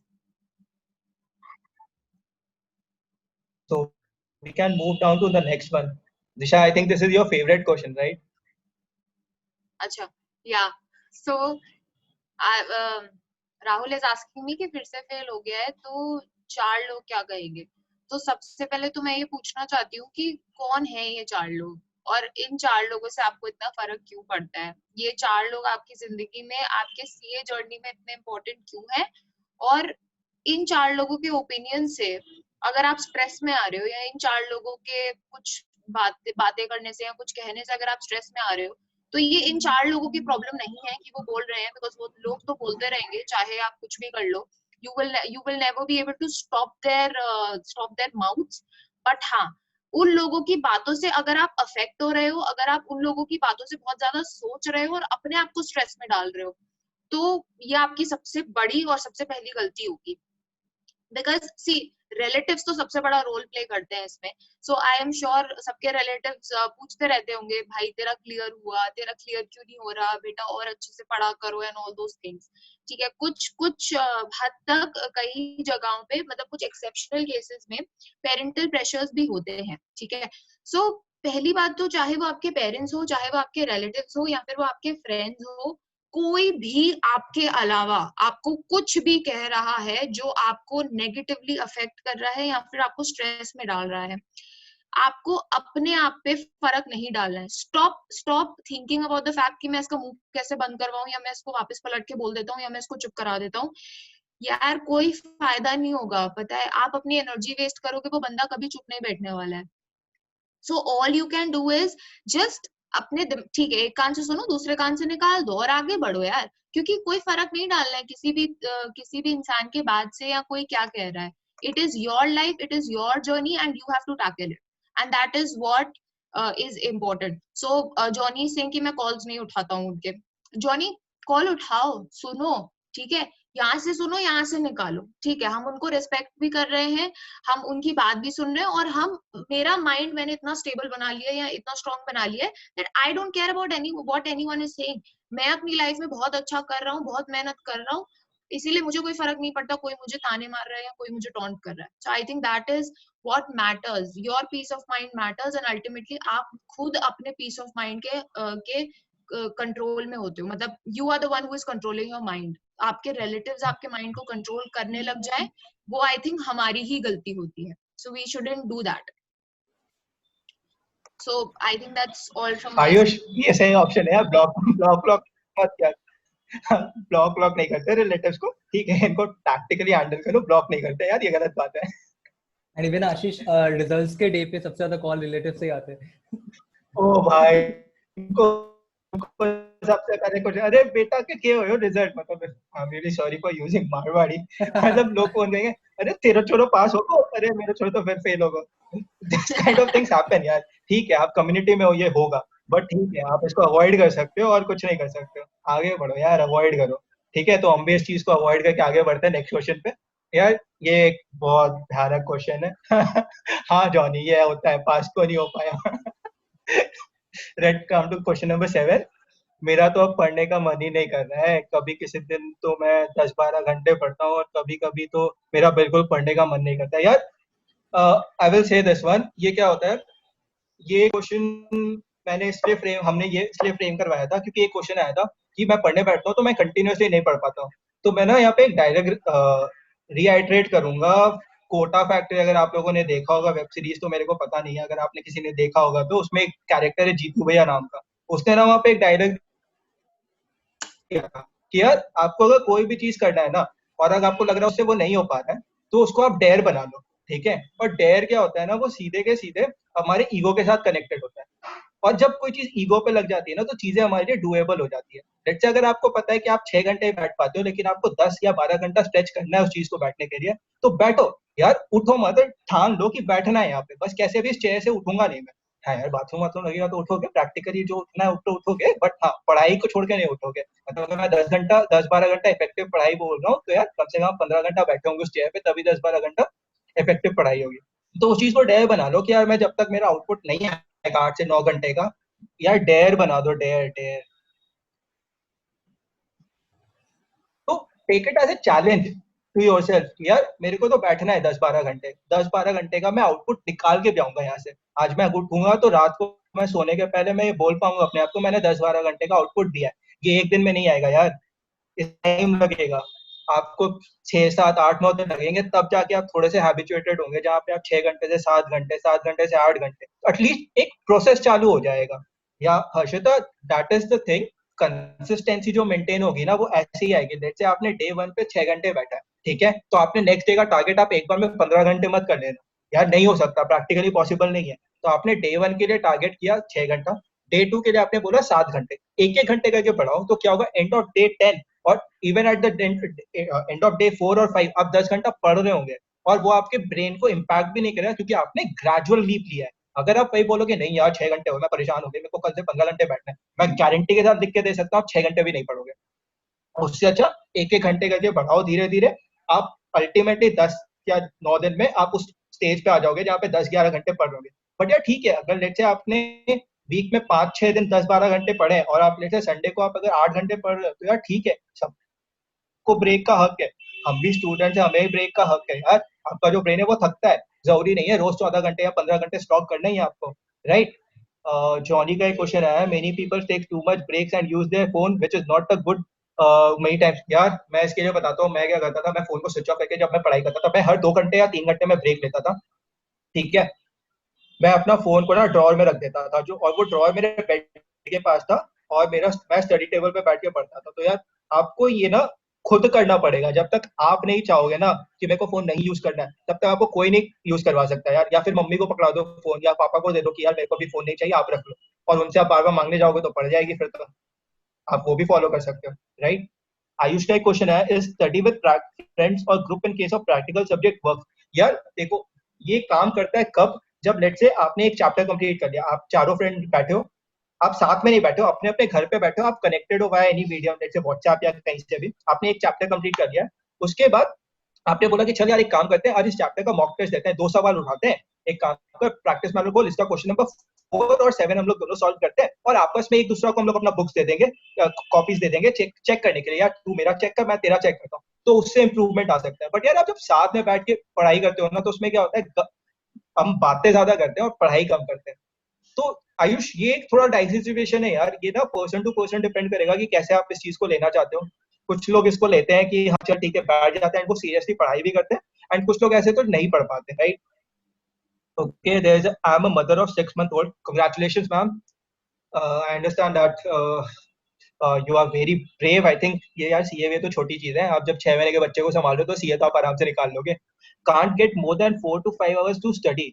Should I go for my exams in November 20? Ma'am what I would suggest, see आप सीन्स अगर 4 to 5 hours स्पेयर कर पा रहे हो तो आप ब्रोकन फॉर्म में एग्जाम दे दो, एक ग्रुप और एक ग्रुप करके, जैसे ग्रुप 1 एंड ग्रुप 2 करके दे दो। तो आप इस अटेम्प्ट के लिए एक ग्रुप अपेयर कर सकते हो और नेक्स्ट अटेम्प्ट के लिए एक और ग्रुप अटेंड कर सकते हो, क्योंकि आई अंडरस्टैंड यार 6 महीने का बच्चा है, उसे आपको टाइम देना बहुत जरूरी है। तो आई थिंक आप ब्रोकन फॉर्म ऑफ ग्रुप में अप्रोच जाओगे तो आप आराम से November 20 का एग्जाम एक ग्रुप के लिए तो लिख सकते हो। अभी भी आपके पास सफिशिएंट टाइम है मैम, आप आराम से कर सकते हो, लेट्स से अगर आपने प्रिपरेशन ऑलरेडी स्टार्ट कर दिया है। I think Disha, I had this to add. I think in case you have something to add, please add on to this. या सो आशीष, एक कंसिस्टेंसी के लिए ना एक चीज मैं बताना चाहूंगी। So there is something that I followed and जिसको मैं स्ट्रांगली रेकमेंड करूंगी, एंड दैट इज कि एक रूटीन फॉलो करो कि रोज सुबह उठ करके there are some things that you need to tell your brain, tell your mind. उसको चाहे तो लिख लो या तो एफर्मेशंस बना लो अपने एक कॉपी में, और उसको रोज सुबह उठ करके रीड कर लो या अपने आप से बातें करते करते बोल लो। यही सेम चीज आप रात को भी करो। जैसे फॉर एग्जाम्पल एक देती हूँ। So when you get up in the morning, you have to tell yourself कि दिशा, तुम्हारा अटेम्प्ट आ रहा है, तुम्हारे अटेम्प्ट में 2 महीने बचे हैं, दिशा तुम्हें क्लियर करना है, तुम्हें इस बार चार्टर्ड अकाउंटेंसी कोर्स को क्लियर करना है, तुम्हें सीए बनना है। सो आज का तुम्हारा जो गोल है, तुम 10 घंटे 12 घंटे का जो भी whatever depending on person to person, तुम्हें इस गोल को कंप्लीट करना है, तुम्हें इस चैप्टर को कंप्लीट करना है। Just give yourself 5 minutes, talk to your brain, अपने आप को बताओ कि आज के लिए मैं क्या प्लान कर रही हूँ और क्या मुझे अचीव करना है। यही सेम चीज रात को सोने से पहले भी करो नेक्स्ट डे के लिए। तो एक बार आप अपने देखो, जब भी आप अपने दिमाग को सोने से पहले कोई इंस्ट्रक्शन देते हो, रात भर में आपका दिमाग उस चीज को सिंक इन करने की कोशिश करता है और आपके दिमाग में वो चीज अच्छे से बैठ जाती है। कंसिस्टेंसी क्यों नहीं आती है, समझो इस चीज को कि कंसिस्टेंसी इसलिए नहीं आती है क्योंकि हम अपने गोल पे उतना ज्यादा फोकस्ड नहीं है। ठीक है, एक तो चीज हो गई कि भाई मैं बोर हो रहा हूँ, ठीक है, दैट इज नॉर्मल, वो होता है, एक टाइम के बाद बोर होते हो। बट डेली क्यों ऐसा हो रहा है कि आप सोचते हो कि मैं 4 घंटे पढ़ूंगा और पढ़ते हो आप 2 घंटे? तो रोज ये एफर्मेशंस, कुछ पॉजिटिव एफर्मेशंस बना लो और उसको रोज अपने दिमाग को 5 मिनट सुबह के टाइम और 5 मिनट सोने से पहले उस चीज को अपने दिमाग में बोलो। Within a week I think आप अपने अंदर चेंजेस देखोगे। So that is one thing I would suggest. And to add on to that question जो मैम ने पूछा था कि you are taking care of a 6 month old. So I would say देखो, टाइम चाहे जितना भी हो मैम आपके पास, लेकिन I would say कि आप प्लीज पेपर जरूर लिखो, बिकॉज आई थिंक आपको बहुत ज्यादा प्रैक्टिस हो जाती है उस चीज से। You get to know your mistakes, even if you are not able to clear, I think that is perfectly fine, it's okay, because there are other responsibilities that you're taking care of. But still I would suggest you that you give the papers and just for practice के लिए ही सही। तो फिर आप ये सोच के दो कि मेरे को क्लियर करना है, तो एटलीस्ट कुछ नहीं तो आपको एक एक्सपीरियंस गेन होगा जिससे आप आगे और बेटर परफॉर्म कर पाओगे। I think that is what I want to suggest. And just a few questions. Disha, I've almost addressed all the questions. I think we can move to the next one. अच्छा, okay, ठीक है। So the next question is at your end Ashish. अच्छा, job join कर लूं part time? यार ये मैंने किया था। मैंने लास्ट अटेम्प्ट जब दिया था November 2018 का, तो उसके बाद मेरे को लगा था यार फिर फेल हो जाऊंगा, क्या लगता है, but at some stage you have to take a cautious call. यार अब नहीं हो रहा है तो लेट्स से कि ठीक है, इसको जॉब के साथ कपल अप कर लेते हैं ताकि आप थोड़ा सा अर्निंग चालू कर दो। तो उससे भी एक होता है कि ब्रेन थोड़ा सा डाइवर्ट हो जाता है, तो मे बी कहीं हेल्प करता है। तो आई रिमेम्बर मेरा एग्जाम खत्म हुआ था, उसके आई थिंक फ्राइडे को एग्जाम खत्म हुआ था एंड मंडे से मेरी ज्वाइनिंग थी। So I have worked with Diageo. Basically ये कंपनी है जो Johnnie Walker बनाती है. It is one of the world's biggest spirit manufacturing company. तो इनके साथ मैंने 4 months का internship किया था. And I remember, एक second, Malik is someone who want to speak something. Yes, Malik, you can unmute yourself and just give me a minute. I will complete this part, then you can speak. Will that be okay for you?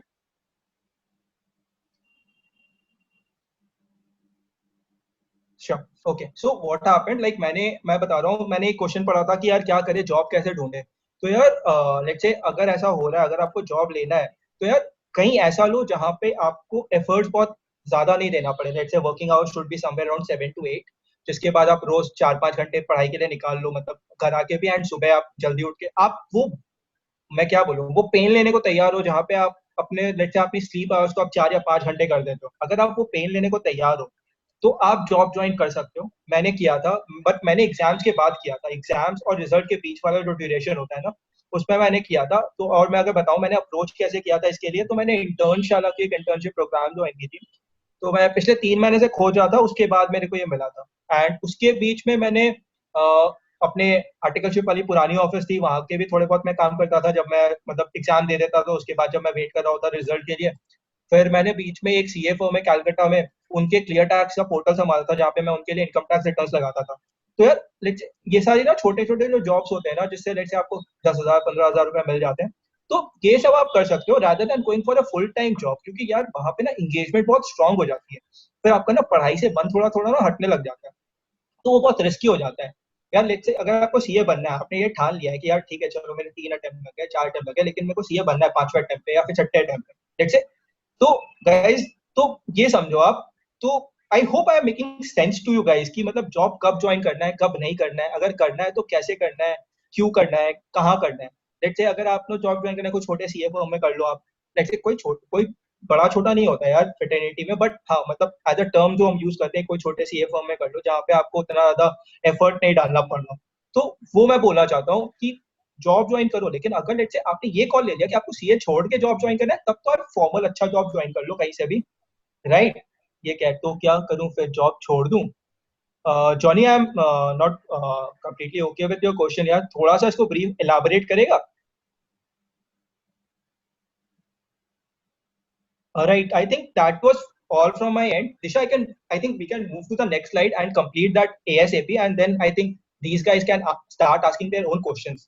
I think before that, एक बार Malik wanted to say हाँ something. हाँ, right. Malik, can you please put yourself on unmute and bring up your question? Sure, sir. Am I audible, sir? Yes, Malik, you are. Oh, so thank you so much, sir, first of all, to giving this opportunity to speak something. So basically, sir, my question is like हमें consistency तो रखनी है. This is the best one. हमें subject wise पढ़ना है, या फिर पहले एक सब्जेक्ट को निपटा लें अच्छे से, फिर दूसरे सब्जेक्ट पे जाएं, या फिर मतलब ऐसे हौच पौच. सी मलिक, मैं क्या सजेस्ट करता हूँ, मतलब मैं दिशा का भी ओपिनियन इस पे लूंगा, बट मैं अगर Disha, I am starting with this,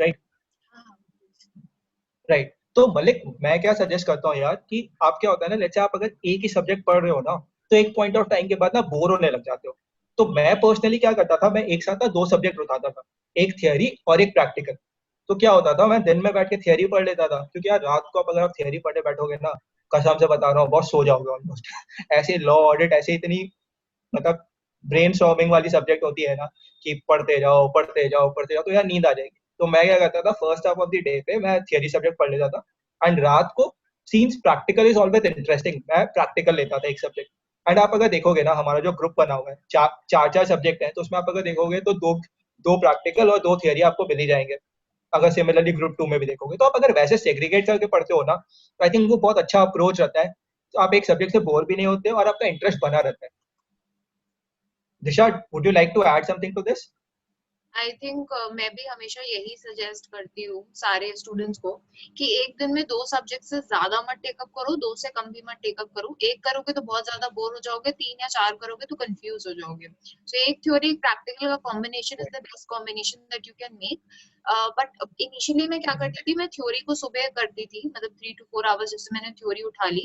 but eventually because मेरे को ना अपना फोकस प्रैक्टिकल पे ज्यादा देना था, तो आई प्रेफर्ड कि मैं सुबह 4 घंटे सबसे पहले जो स्लॉट होता था वो प्रैक्टिकल कर लूं. बट आई थिंक वो आप अपने कन्वीनियंस पे कर सकते हो, मतलब इफ यू वांट टू. हाँ, बट एकदम रात को अगर आप 10 बजे वाले स्लॉट में, 1 घंटे के स्लॉट में अगर आप थ्योरी उठाओगे, तो हाँ, yes, that would be very boring और आपको नींद आ जाएगी. सो आई थिंक वो फिर आप अपने हिसाब से प्लान कर सकते हो कि डिपेंडिंग अपॉन आपको क्या करना है उस हिसाब से. So that Right. Is. Malik, I hope this answers your questions. Okay, Yes, great. sir. Yes, sir. I got it. I got it. Okay. Thank you so much, Johnny, sir. Johnny, I would request you to यार unmute करके आप अपना question पूछ लो.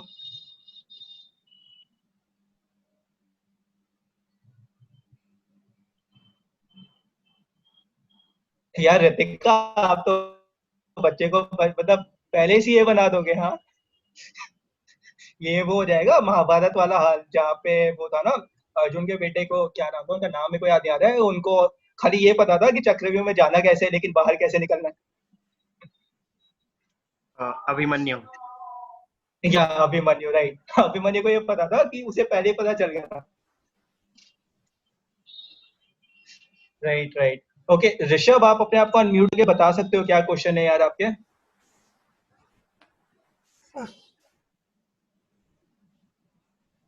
How to grow CA related FB and Insta pages. I think रुक जाते हैं एक बार थोड़े देर में. I think Protainity team will be really helpful in like suggesting you with that. I think we will move down to the next question जो हमारे पास है. यार देखो आप लोगों, first of all congratulation to every one of you. Rahul को हमने पास करा दिया, ठीक है. दिशा, अब बताओ यार, राहुल से आप मिलने गए थे तो क्या हुआ था. So पप्पू पास हो गया है, राहुल पास हो गया है. So finally we went to congratulate ये राहुल, but guess what, वो तो अभी भी परेशान था. अभी भी उसको ये शांति नहीं थी कि वो सीए बन गया है and he has achieved what he wanted. So following were the concerns which were shared by Rahul with us. पहला कि इतने attempts लग गए हैं तो अब क्या ही अच्छी जॉब मिलेगी. तो मेरे 4 अटेम्प्ट लगे थे और आशीष के भी 4 अटेम्प्ट लगे थे. आशीष ने अपना करियर स्टार्ट किया था EY इंडिया के साथ and currently Ashish is working with PwC India only, India practice only. And मैंने स्टार्ट किया था प्रोटिविटी के साथ which is a consulting firm. And मैं अभी भी I have been working there since around 3 years. सो ऐसा नहीं है कि अगर मल्टीपल अटेम्प्ट्स लग गए तो आपको अच्छी जॉब नहीं मिलेगी. आई एम श्योर आप सबने सुना होगा कि बिग फोर तो सिर्फ 3 अटेम्प्ट्स तक के लोगों को ही उठाता है, बट आशीष के 4 अटेम्प्ट थे, बट स्टिल बिग फोर ने आशीष को भी रिक्रूट किया था. तो ऐसा नहीं है कि आपको अच्छी जॉब नहीं मिल सकती है. हो सकता है कि इनिशियली आपको वो अपनी डिजायरेबल कंपनी में जॉब ना मिले, but eventually guys 1 year 2 year 3 years down the line किसी को कोई फर्क नहीं पड़ता है इस चीज से कि आपने कितने अटेम्प्ट्स लगाए हैं. वो आपसे 2 साल बाद ये नहीं पूछा जाएगा कि भाई तेरे कितने अटेम्प्ट लगे थे. ठीक है, इनिशियली यस थोड़ा बहुत फर्क पड़ सकता है, बट वो भी केस टू केस बेसिस पे डिपेंड करता है. बट ऐसा कंक्लूड कर देना, ऐसा बिल्कुल बोल देना कि नहीं भाई मेरे तो बहुत ज्यादा अटेम्प्ट लगे हैं तो मेरी अच्छी जॉब नहीं लगेगी, या फिर इस वजह से सीए छोड़ देना जबकि आपका सीए करने का बहुत ज्यादा मन था, तो ये चीज मैं बिल्कुल भी सजेस्ट नहीं करूंगी. क्योंकि मेरे को भी जब मैंने अपना कैंपस में एनरोल किया था तो मेरे को मतलब अच्छी कंपनी से शॉर्टलिस्टिंग आई थी. ठीक है, इवन आशीष को भी आई थी. तो ऐसा नहीं है कि आप इतना ज्यादा परेशान हो जाओ. एंड दूसरी चीज, एक जो लास्ट चीज मैं यहाँ पे बोलना चाहूंगी, यार इस टाइम पे जब आप सीए के लिए पढ़ रहे हो ना, this is not something that you should think about. ये इस पॉइंट ऑफ टाइम में आपको ये सोचना चाहिए कि मैं कैसे प्रिपेयर करूं कि मैं पास हो जाऊं. आपको ये नहीं सोचना चाहिए कि अगर मैं पास हो भी गया तो उससे फायदा क्या होगा. मतलब आप अपने लिए एक ब्लॉक क्रिएट कर रहे हो अपने माइंड में, आप अपने आप को ये एक इंडिकेशन दे रहे हो कि भाई तू पास भी हो गया तो भी फर्क क्या पड़ेगा. So I think this is what I would suggest Rahul कि डोंट गो ऑन दैट कि भाई मेरे ज्यादा अटेम्प्ट लगेंगे तो मेरा क्या होगा. And now coming to the second concern जो राहुल का था, which will be taken up by Ashish. यार सेकंड ये था कैंपस से कॉल आने से रहा, तो मतलब मैं इस पे देखो ज्ञान तो दे नहीं सकता क्योंकि campus is a very subjective thing, but मैं आपको एग्जांपल दे सकता हूँ. मतलब मेरे और दिशा के मैं बता दूं तो दिशा के 4 कंपनी से कॉल आए थे. ठीक है, मेरे को अगर एग्जैक्टली मैं नाम दूं तो शायद PwC से 2 बार कॉल आया था उनके पास, राउंड 1 राउंड 2 में. इंडिया बुल से कॉल आया था उनके पास, एक कोई पर्टिकुलर सीए फर्म से आई थी दिल्ली की. And fourth one was Disha, which was the fourth company. PwC SDC बोल दिया. अच्छा अच्छा हाँ अच्छा PwC से आया था, राइट राइट. और मैं अगर अपना बताऊं, मेरे पास आए थे 3 कंपनी से कॉल. एक थी जेनपैक जो हमारा मास रिक्रूटर होता है, दूसरा था ICICI बैंक, एंड तीसरा मेरे पास डेलोइट से कॉल आया था. तो यार मैं बता रहा हूँ ना, अल्टीमेटली क्या मैटर करता है कि आपका CV कितना स्ट्रॉन्ग है. और यार सीधी सी बात है, लेट्स से आप इंटरव्यूअर ने आपको शॉर्टलिस्ट कर लिया है, अगर आपको शॉर्टलिस्ट कर लिया है ना यार, उसके बाद तो पूरा गेम आपका है। आप में अगर कॉन्फिडेंस है, आपने अगर अपनी कंसेप्ट को सही रख के रखा है, तो कोई ताकत आपको नहीं रोक सकती है वो जॉब को लेके निकलने से यार। क्योंकि किसी को ये नहीं चाहिए कि मेरे को रट्टू तोता मिल जाए बस, मेरे को ये चाहिए जो बंदा कंसेप्चुअली क्लियर हो, उसे मैं फील्ड पे भेजूं, वो एग्जीक्यूट करे और रिजल्ट्स निकाल के। आपने तो सुना ही होगा कि कितने बार ऐसा होता है कि रैंकर्स को भी कंपनियां 2 महीने में निकाल देती है। क्यों? क्योंकि उनको वो टेक्निकल एक्यूमेंट नहीं होती है उनमें यार। सीधी सी बात है, आप अगर टेक्निकली क्यूब्ड हो, आपके अंदर एफिशिएंसी है, तो कोई आपको जॉब लेने से रोक नहीं सकता। This is what I would like to conclude with. यार हमने भी लिया ना, हमने भी अटेम्प्ट लगाया, लेकिन हमें जॉब मिली है ना आज, एंड आई थिंक हम अपने करियर पे अच्छा ही कर रहे हैं। तो यार जब मौका मिलेगा ना, तो हम करके हिला देंगे सब। सिंपल सा बात है। I'm really sorry for getting a bit emotional on that, but yeah, I've heard this from multiple people. यार अटेम्प्ट लग गया, जॉब नहीं मिलेगा। यार मिलेगा, क्यों नहीं मिलेगा यार, अपने पे भरोसा रखना। She used to यार आई थिंक दिशा, एक प्रोटिविटी रिलेटेड से क्वेश्चन आया, देखोगे आप आयुष का? One of my friend is doing articleship from Protivity and she used to work day and night over there. अच्छा, okay, so यार मिथ है, देखो ये बहुत ही ना टीम स्पेसिफिक और पर्सन स्पेसिफिक, प्रोजेक्ट स्पेसिफिक होता है कि अब जैसे ऐसा नहीं है कि मैंने प्रोडक्टिविटी में दिन रात काम किया है। जब क्लाइंट की डिमांड होती है तब हम करते हैं, मे बी 2 days 3 days और अ वीक। अदरवाइज ऐसा नहीं है कि मैं दिन रात काम करती रहती हूँ या बहुत ज्यादा वर्क बर्डन है। It of course depends on how you take it. So if you are okay with everything and you're ready to take everything, तो फिर आप लेते हो, ठीक है।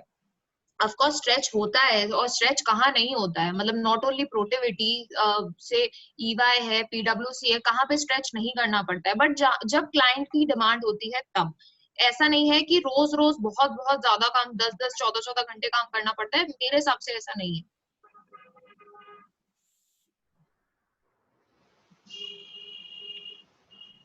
सो एक क्वेश्चन है मलिक का। I think Ashish, अब हम लोग we can now start the open house if you are done with the yes yes question. I think right, I will do one thing. Prachi, आप अपने आप को अनम्यूट करके प्लीज ये क्वेश्चन बोलोगे आपने, क्योंकि दूसरी बार पुट ऑन किया है। I think I will be happy to answer that. Disha, आप स्लाइड को अनप्रेजेंट कर दो। हाँ, मैं stop share. Hi, Disha.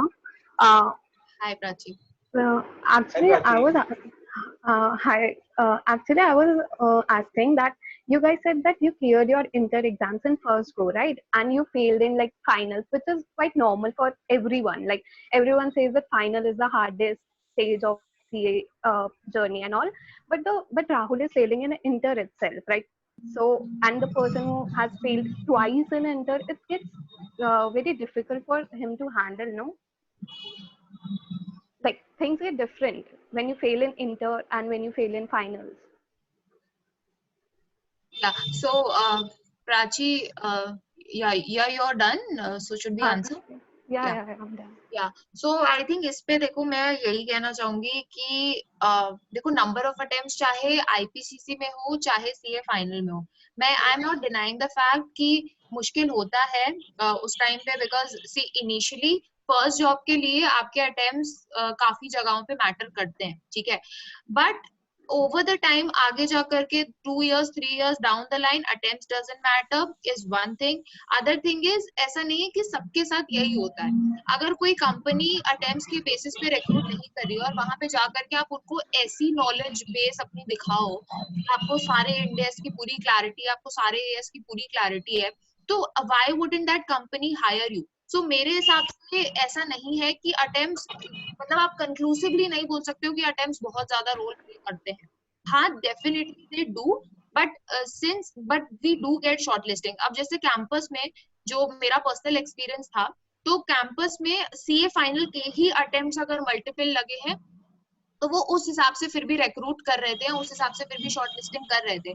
But जब आप फाइनल में, अगर आपने मान लो एक बार में कर लिया और आपने आईपीसीसी 4 बार में किया था, तो पहली बात तो वो आईपीसीसी को कंसिडर ही नहीं करते हैं, ठीक है। और अगर आपके आईपीसीसी में भी लगे थे और फाइनल में भी लगे थे तो हाँ कुछ हद तक फर्क जरूर पड़ेगा, बट आई थिंक उन सारी चीजों को बेस बना करके अगर आप चलोगे ना तो बहुत ज्यादा आप अपने लिए प्रेशर क्रिएट करोगे। So it is best to think कि कोई बात नहीं, जो हो गया सो हो गया, and now we should just focus on कि हम आगे क्या बेहतर कर सकते हैं। Okay, thanks, Disha. Yeah, thanks, Prachi. Ashish would like to add on something. Like Ashish, if you would like to add on something. Yeah, if I remember, like the only question that was attempt level पे अगर मैं बात करूँ तो attempt पे I was always asked like how many attempts you took to clear finals. और अगर मैं if I talk about forms for most of the companies in which I appeared for interview, I think Goldman Sachs, Deloitte, KPMG, EY, JP Morgan, इन पांचों पे मैंने apply किया था and इनके application forms मैंने भरे थे, तो इसमें हमेशा फाइनल के अटेम्प्ट पूछे जाते हैं। एनी लेवल बिलो दैट उस पे अगर मल्टीपल अटेम्प्ट भी है ना तो वो पूछते नहीं है, अनलेस एंड अनटिल इंटरव्यू पे अगर आपके सीवी पे वो चीज लिखा हुआ आ रहा है तो भले ही उन्होंने पूछ लिया। लेट्स से अगर आपने सीवी को वैसे प्लान करके लिखा है तो कोई नहीं पूछता है कि आपके आईपीसीसी में कितने अटेम्प्ट लगे थे। यस, फाइनल वाले अटेम्प्ट वाले क्वेश्चन आते हैं कि आपके फाइनल पे कितने अटेम्प्ट लगे। Okay, thank you. नो तो वरीज। आशीष, एक क्वेश्चन ना मलिक ने I think 2-3 bar put up किया है। If हाँ, you college life. some light on, yes, Malik, I was just about to take this question. I know आप 2-3 बार लिख चुके हैं, I'm very sorry कि हमने नहीं टेकअप किया था। तो पहले मैं एक बार बता देती हूँ अपनी कॉलेज लाइफ के बारे में, फिर Ashish can of course add on, because I think Ashish की कॉलेज लाइफ मेरे से काफी बेटर थी। सो मेरी कॉलेज लाइफ बहुत ही नॉर्मल सी थी, बहुत ही वैसी वाली थी कि सी I am from Kanpur, Uttar Pradesh. सो मैंने यहीं से अपना कॉलेज किया था, मैंने ग्रेजुएशन करी थी BCom. So that was a regular course कहने के लिए, बट मैं कॉलेज नहीं जाती थी, तो मेरे लिए it was kind of a distance learning only. तो मेरा college life was just equal to 0। तो मेरी जो भी थी वो सीए लाइफ ही थी। एंड मैं सिर्फ जब पेपर देने होते थे बीकॉम के तब मैं हफ्ता 10 दिन पहले पढ़ना स्टार्ट करती थी और जाकर के पेपर दे आती थी। तो आई थिंक मेरे लिए college life was just those 10 days जब मेरे को पढ़ना होता था पेपर्स के लिए और जाकर के पेपर देने होते थे, दैट्स इट। और मैं कुछ भी नहीं करती थी, मतलब मेरे को अपनी कॉलेज लाइफ में ना कोई असाइनमेंट बनाना, प्रोजेक्ट बनाना, ये सब कुछ नहीं था। बट आई थिंक आशीष का काफी प्रॉपर रेगुलर कोर्स था, तो आई थिंक वो आपको बेटर बता पाएगा। यार Manisha, yes you need to be, झूठ गलती से ही मत बोलना, पकड़े जाओगे। बैकग्राउंड इवैल्यूएशन होता है, आईसीआई के पास लेटर जाता है, आईसीआई उसको डिक्लेयर करती है आपकी कितने सारे अटेम्प्ट लगे, राइट। यस, हमारे होता है ये चीज। अगर आप बिग फोर पे जॉब करते हो क्रॉस वेरिफिकेशन होता है, 100% होता है। क्योंकि याद रखो, मैं एक चीज बताता हूँ, बिग फोर क्या है, आपकी जो मेंबरशिप फीस होता है ना उसको रिम्बर्स कराती है, तो आपका पूरा जो आईसीआई का डिटेल्स है वो बिग फोर के पास आता है। तो कभी इस चीज को झूठ मत बोलना, पकड़े जाओगे। सच बोल लो, कोई बात नहीं है, जस्टिफाई कर देना उस चीज को, पर झूठ मत बोलने जाना।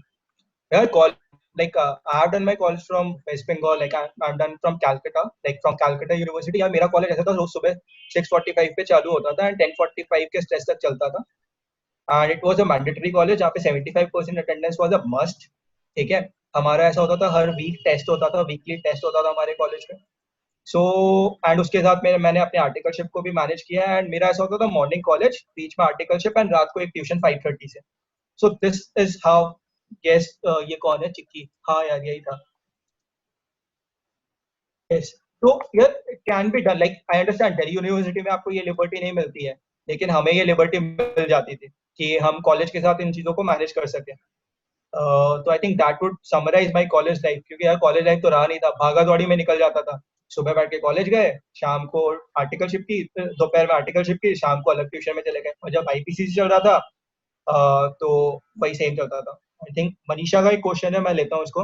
If one has cleared CA with multiple attempts and CFA level 2 cleared, is it going to add on for a good job? Yes, definitely CFA is already an add-on, but yes, आप इसको modify करके वैसे भी लिख सकते हो, CFA L3 pending, मतलब L2 खाली क्लियर मत दिखाओ, पेंडिंग दिखा दो, कौन से टर्म में आप दे रहे हो। लेट्स से अब तो CFA हर साल में 3 बार होने लग गया, लेकिन पहले जब 2 बार होता था, आई थिंक L3 खाली जून में होता था, तो आप वो चीज को ऐड कर सकते हो, L3 पेंडिंग इन जून जो भी है। Yes, it add an advantage to your CV। Harshita का क्वेश्चन है, sir if we graduate from regular college, yes बहुत बहुत करता है, क्योंकि इससे जब आपका इंटरव्यूअर है ना उसे ये पता चलता है कि आपके पास टाइम मैनेजमेंट स्किल्स बहुत अच्छी है। तो यस, रेगुलर कॉलेज का अपना एडवांटेज है। बट आई हैव हर्ड, मतलब जब मैं दिल्ली गया था जॉब के लिए, तब मैंने वहाँ पे एसओएल का कंसेप्ट समझा था, मतलब इधर वेस्ट बंगाल में एसओएल का कंसेप्ट था ही नहीं। बट आई हैव सीन वहाँ पे एसओएल भी बहुत लोग करते हैं, लेकिन हाँ जितने लोग एसओएल से करते हैं ऑलमोस्ट सब अच्छे फर्म से फिर आर्टिकलशिप करते हैं, मे बी एसएनबी या फिर आपका क्या बोलते हैं एसएस कोठारी एंड मेहता या फिर बिग फोर। तो ये चीज कवर अप कर देता है। लेट्स से आपके सीवी पे अगर कुछ आपको पता है कि कहीं ना कुछ कमी कर रहे हो, तो उसको कवर अप करने के लिए आपके पास हमेशा एक ना एक चीज होनी चाहिए। तो I think that works. I think one question जो मैंने मिस किया था, एक मैंने क्वेश्चन मिस किया था पर से, डायरेक्ट टैक्स की प्लानिंग कैसे करूं? Just person, if the person can ping again, like who was the one who asked this question? Amit था या आकाश था, I'm not sure. अगर वो है तो I will take up this question and give like कैसे था? I think he is not there, so I will just move to the next question. Disha, I'm taking this one. Amit is here, right? Okay, I'm taking this Manisha's question and then we can move ahead. Yes, yes. Okay, Manisha, talking about CA plus CFA, CAPA in India. यार, I will say CPA अगर आप add on कर रहे हो ना, तो India में अगर आपको जॉब करना है तो वर्थवाइल नहीं है, क्योंकि CPA and CA are symmetric things for Indian public, ठीक है ना? तो आप CA plus CFA कर लो, that is very good, top notch finance की डिग्रीज हो जाती है आपके पास, but coupling it with CPA unless and until आपको कनाडा, US या ऑस्ट्रेलिया नहीं जाना है जॉब करने के लिए, doesn't make sense. आप अपना टाइम वेस्ट करोगे, एफर्ट वेस्ट करोगे। यस, ओवरसीज अगर जाना है तो वहाँ के लिए CPA मस्ट है, तो CPA और CFA का आपको इज्जत मिलेगी। CA जो आपका है वो थोड़ा सा बैकलॉग पे चल जाता है वहाँ पे। Ashish, I want to add one point here. We have already Yes. did a session on CPA and it's on our IGTV Okay. and YouTube channel. आप वहाँ पे जाके CPA के हर एक डिटेल्स देख सकते हो, वहाँ पे अच्छे से कवर्ड है CPA के बारे में, from scratch to finish everything. So Manisha, I would recommend you to visit the Fraternity YouTube channel और IGTV, वहाँ पे आपको वो वीडियो मिल जाएगा। Yeah, I was just handling those मतलब छोटे मोटे जो क्वेश्चंस आ रहे थे और से। Okay, now I will just go to the big one, that DT का सिलेबस कैसे हैंडल करें। अमित यार देख, डिपेंड करता है आपने ट्यूशन किससे लगा रखी है। मैंने विनोद गुप्ता सर से ट्यूशन लगवाई थी एंड उनका समरी बुक आता है। आई थिंक और भी जो टीचर्स है वो भी अपना अपना समरी बुक देते हैं। तो मैंने जब पढ़ाई की थी ना, तो मैंने जब मतलब मैंने ट्यूशन के बाद जब फर्स्ट टाइम DT को उठाया था, ठीक है, तो क्या हुआ था, मैंने अपने समरी बुक को साथ साथ उठा के रखा था, क्योंकि समरी बुक में ना सब कुछ नहीं लिखा हुआ होता था। तो मैं क्या करता था, 3 बुक साथ में पढ़ता था। लेट्स से मैंने मॉड 1 उठाया, समरी बुक उठाया, उसके साथ में क्वेश्चन बैंक उठा लेता था, ठीक है। लेट्स से मैंने मॉड 1 में पहला चैप्टर कंप्लीट किया, कैपिटल गेन्स, मैंने 2 दिन लगा के कंप्लीट किए, 2-3 दिन जो भी लगे मैंने कैपिटल गेन कंप्लीट किया। मैं साइड बाय साइड क्या करता था, समरी बुक को अपडेट करता रहता था या गंदा करता रहता था, ठीक है। समरी बुक पे लिखता था, अच्छा ये है, यहाँ पे ये ऐड करना है, या एक लाइनर में ऐड कर देता। तो मेरा समरी बुक अगर तू देखेगा तो बहुत ज्यादा गंदा हुआ था, बट वो बहुत काम आता था, ठीक है। समरी बुक मैंने अपडेट कर लिया, तो मैं साथ साथ क्या करता था, जैसे कैप्टन खत्म हो गए 3 या 4 दिन में, उसके बाद मैंने समरी बुक में जो मैंने मार्किंग की थी या लिखी थी उसको मैंने पढ़ता था। उसके बाद मैं क्वेश्चन वाले बुक जंप कर जाता था एंड क्वेश्चन वाले बुक को मैं साइमल्टेनियसली कंप्लीट करता था कैप्टन वाले एरिया पे। वहां पे मैं एलिमिनेशन प्रोसेस अप्लाई करता था कि कुछ एडजस्टमेंट तो ऐसे होते थे जो आपको याद हो जाते हैं, तो उन एडजस्टमेंट को मैं काट देता था कि ये तो करना नहीं है, राइट। एंड उसके बाद फिर मैं क्या करता था, जो स्पेसिफिक कुछ क्वेश्चन होते थे जो टफ वाले होते थे उनको मार्क करके रख लेता था। तो लेट्स से अगर मेरे कैप्टन में टोटल 100 क्वेश्चन है बुक पे, तो मेरे फर्स्ट रीडिंग के बाद उसमें बचते थे अराउंड 30 से 35 क्वेश्चन और समवेयर अराउंड 20 से 22 एडजस्टमेंट, जो मैं हर क्वेश्चन पे मार्क करके रखता था कि अच्छा ये एडजस्टमेंट देखना पड़ेगा, ये एडजस्टमेंट देखना पड़ेगा, ठीक है। तो मैं ये अप्रोच फॉलो करता था फर्स्ट रिविजन पे। सेकंड रिविजन मेरे जो मॉड्यूल वाले बुक्स होते थे उसको उठा के मैं डब्बे में डाल देता था, मतलब डब्बा आई मीन कार्टन में डाल देता या डाल देता कि मैं अब इनको खोलने वाला नहीं हूँ, क्योंकि मेरा समरी बुक 100% अपडेटेड था। फिर मैं समरी बुक से पढ़ता था, फिर सिमिलर अप्रोच में जाता था क्वेश्चन बैंक पे, क्वेश्चन बैंक देखी। तो अब नेक्स्ट रिवीजन में जो मेरे 30 कंप्लीट क्वेश्चन थे उसको मैं कट शॉर्ट करके 15 क्वेश्चन कर देता था और मेरे एडजस्टमेंट बढ़ जाते थे थोड़े बहुत। तो मैं ऐसे कटेलमेंट फॉलो करता था, तो वो बहुत हेल्प करता था। अमित, मैंने सेक्शन नंबर आज तक याद नहीं किया है, मेरे को कुछ 3-4 जो स्पेसिफिक सेक्शंस होते थे ना वही याद होते थे। मेरा प्रोविजन पे कमांड हुआ करता था, लेकिन सेक्शन नंबर मैंने आज तक याद नहीं किया और ना ही मैंने केस स्टडी के नाम याद किया आज तक। बट या मैं अपने फैक्ट्स को बहुत क्लियर रखता था और प्रोविजन को बहुत क्लियर रखता था कि मेरे को पता होता था कि ये होना है तो ये ऐसे होगा। बट हाँ, कुछ स्टैंडर्ड सेक्शंस होते हैं जो याद होने चाहिए, जैसे प्रिजम्पटिव टैक्सेशन का सेक्शन आपको याद होना चाहिए, एग्जेम्पशंस के कुछ सेक्शन याद होने चाहिए, 80 सीरीज के जो सेक्शंस है वो याद होने चाहिए, ठीक है। फॉरेन टैक्सेशन के कुछ सेक्शंस होते हैं वो याद होने चाहिए, TDS के सेक्शंस याद होने चाहिए। कुछ स्पेसिफिक एरिया है जहाँ पे सेक्शंस याद होने चाहिए, बट या आप 100% सेक्शंस याद भी नहीं कर सकते हो, और अगर आप एग्जाम में जब लिख रहे हो बूफ अप कर दोगे, सेक्शन नंबर देख के एग्जामिनर पूरा क्वेश्चन को उड़ा देगा, तो डजंट मेक सेंस। बट हाँ, जहाँ जहाँ याद करना होता है वो थोड़ा याद कर सकते हैं आप। यार इंटरनेशनल टैक्सेशन में ना जो टीडीएस से लिंक्ड होते हैं ना, टीडीएस वाले सेक्शन 195 हो गया जैसे, उन सबको याद रखना इंपॉर्टेंट है। बट या वो जो ओजे वाले सेक्शंस होते हैं ना, उनको आप नहीं भी याद रखोगे तो चलेगा। जो बेसिक सेक्शंस होते हैं ना, उनको याद रखोगे तो बहुत है, उससे ज्यादा याद रखने का दरकार नहीं। राइट। एंड अमन, अगर मैं बात करूं विनोद सर और भगवान सर, यार ये आपका पर्सनल चॉइस है। मैं अगर किसी को भी कोई भी टीचर के लिए सजेस्ट करता हूँ कि आप इस टीचर का ट्यूशन लो या इस टीचर का ट्यूशन लो, तो मेरा सिंपल सा फंडा होता है, यार आप यूट्यूब पे जाओ, दोनों टीचर का चैनल है, दोनों टीचर का चैनल बना हुआ है, उनके तीन चार वीडियो देखो आप, ठीक है, जो समझ में आए वो उसको सिलेक्ट कर लो, जिस टीचर से आप ज्यादा कंफर्टेबल हो रहे हैं उनको सिलेक्ट कर लो और उनका tuition low. I hope Amit आपका सारा क्वेश्चन आंसर हो गया। Right. I think there's a question from क्या नाम है इनका, अमन। I think हर्षिता का एक क्वेश्चन है। हर्षिता आप अनम्यूट करके अपने आप को क्वेश्चन पूछ सकते हो। दिशा will be happy to help you with that. I think आप आशीष, you are talking about the question जिसमें आर्टिकलशिप इन M&A फील्ड के बारे में बात करी गई है। अच्छा ओके। तो आशीष ये क्वेश्चन तो articleship in M&A field, but I already two four attempt in IPCC, will I get into it? चलो ठीक है, मैं ले रहा हूँ, कोई बात नहीं यार। मिल जाएगा हर्षिता, ऐसा कुछ नहीं है, आईपीसीसी में मैटर नहीं करते, आपसे मिल जाएगा, कोई बात नहीं है। आपको बस अप्लाई करते रहना पड़ेगा कंसिस्टेंटली। अप्लाई करोगे, इंटरव्यू का कॉल आ जाएगा, मे बी इंटरव्यू आपको थोड़ा सा चिल देना पड़ेगा। यहाँ पे आपसे अगर लेट्स से बेसिक्स पूछा जा रहा है, let's say rate of ROI के बारे में पूछा जा रहा है, एनपीवी के बारे में पूछा जा रहा है, अगर आप थोड़ा सा इंसाइटफुल आंसर दे सकते हो तो आपका जो अटेम्प्ट है ना वो कवर अप हो जाता है। ऐसा नहीं है नहीं होता है, ठीक है। दिशा, वेदिका का क्वेश्चन आप लोगे?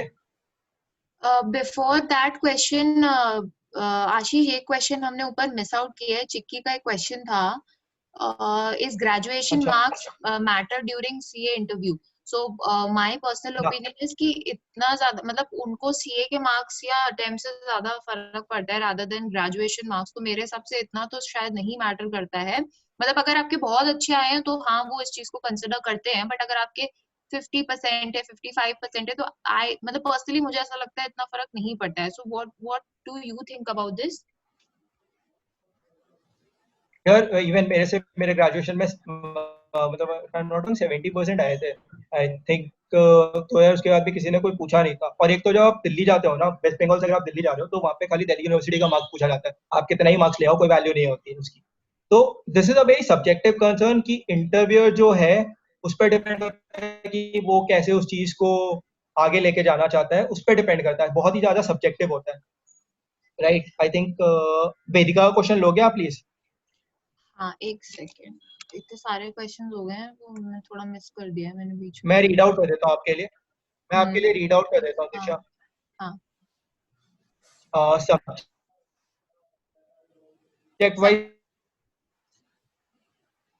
टाइम डिवाइड करने में प्रॉब्लम हो रही है। It's like I am focusing on one, other subjects always gets left out, please help. अच्छा, सब्जेक्ट लेवल डिवीजन में प्रॉब्लम हो रहा है।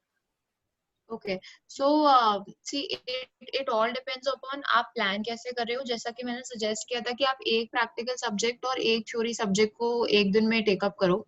तो अब अगर उसके बाद भी आपने पूरा प्लान कर लिया, I think the problem is कि आपको लग रहा है कि उसके बाद भी मेरे कुछ सब्जेक्ट्स ऐसे हैं जो छूट रहे हैं। तो देखो टाइम तो फिक्स्ड रहेगा, टाइम तो लिमिटेड रहेगा, but what best you can do is, देखो कुछ ऐसे सब्जेक्ट्स होते हैं जो कि आपके स्ट्रॉन्ग होते हैं और कुछ ऐसे होते हैं जो वीक होते हैं। तो बट हम गलती क्या करते हैं कई बार कि हम सारे सब्जेक्ट्स को equal amount of time divide कर देते हैं। तो ठीक है, एक तो ये प्रॉब्लम हो गई कि हम जो स्ट्रॉन्ग सब्जेक्ट्स है उसको शायद कंपैरेटिवली थोड़ा कम टाइम दे सकते हैं और वीक एरियाज को ज्यादा टाइम दे सकते हैं। एक तो ये हो गया। फिर एक ही सब्जेक्ट में अगर मान लो मैंने प्लान किया है कि मेरे को 3 रिविजन्स करनी है।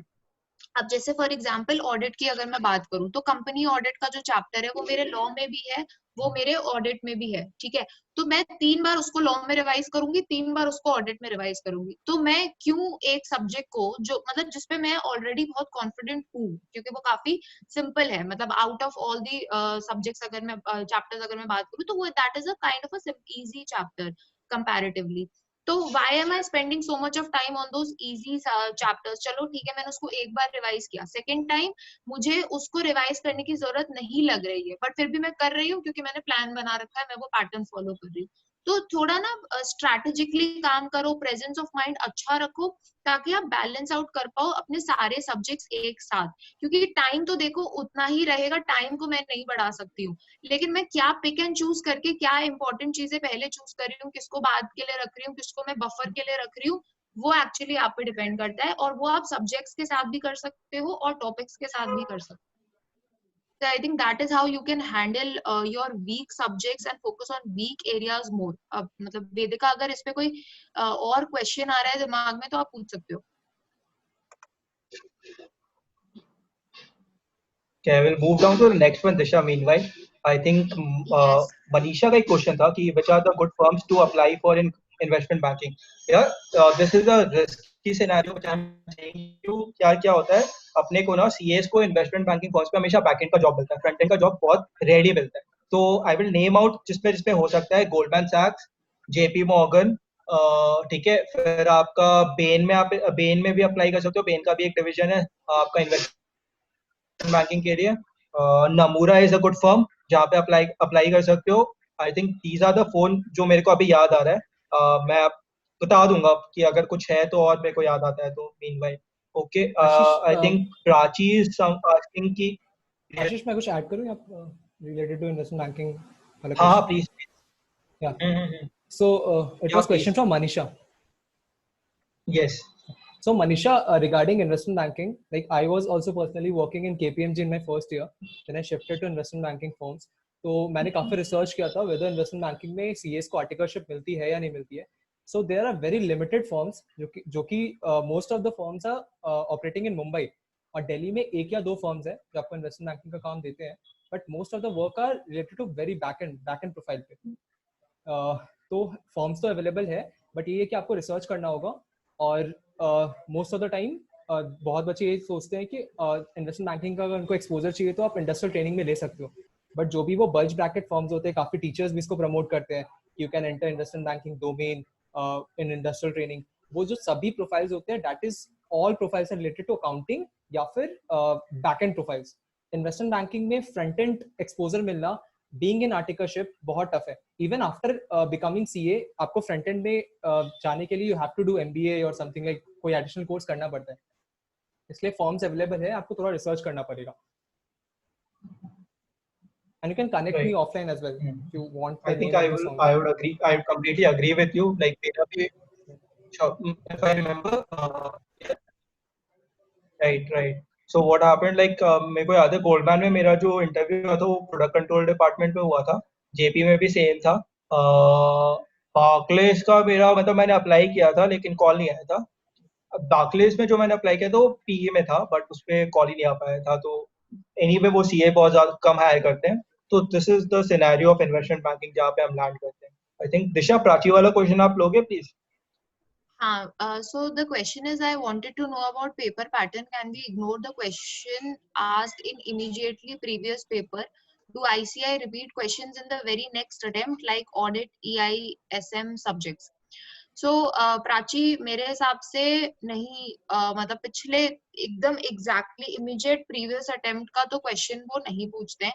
इनफैक्ट जो मैंने कुछ क्लासेस भी कुछ टीचर्स की अटेंड करी थी तो उन्होंने यही बोला था कि अगर कोई क्वेश्चन ऑलरेडी नवंबर मतलब लास्ट अटेम्प्ट में आया हुआ है तो आप उसको छोड़ सकते हो, बट उसी कॉन्सेप्ट पर कोई सिमिलर क्वेश्चन आपसे डेफिनेटली पूछा जा सकता है, भले ही वो सेम क्वेश्चन ना पूछा जाए.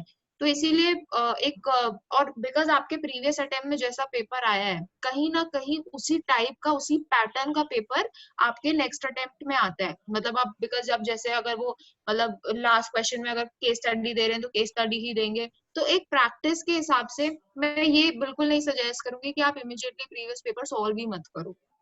तो सॉल्व बिल्कुल करो, बट हाँ इफ यू वांट, अगर आपका छूट गया है नहीं हुआ है तो ऐसी कोई टेंशन वाली बात नहीं है कि वही क्वेश्चन सेम तो मेरे हिसाब से नहीं रिपीट होंगे. मतलब मैंने तो ऐसा नहीं देखा है कि सेम क्वेश्चन एकदम इमीडिएटली नेक्स्ट अटेम्प्ट में पूछ लिया गया हो. जैसे ऑडिट में हाँ ये चीज होती है कि बिकॉज ऑडिट में ना बहुत मिसलेनियस चैप्टर्स बहुत सारे हैं. तो अगर अब ऐसे जैसे अगर बैंकिंग का क्वेश्चन लास्ट प्रीवियस अटेम्प्ट में बिल्कुल आया हुआ है तो फिर चांसेस कम होते हैं कि वो नेक्स्ट अटेम्प्ट में भी आ जाएगा. तो अगर टाइम कम है तो हाँ उस हिसाब से प्लान कर सकते हो. यार आयुष आप अपने आप को अनम्यूट कर लो प्लीज.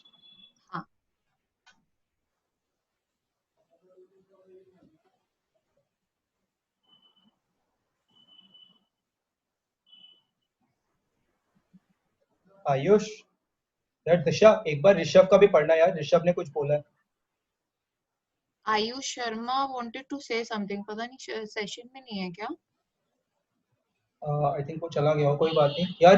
तो दिशा एक बार ऋषभ का कमेंट पढ़ लेना, उससे पूछ लेना कैसे कनेक्ट करना है उसे।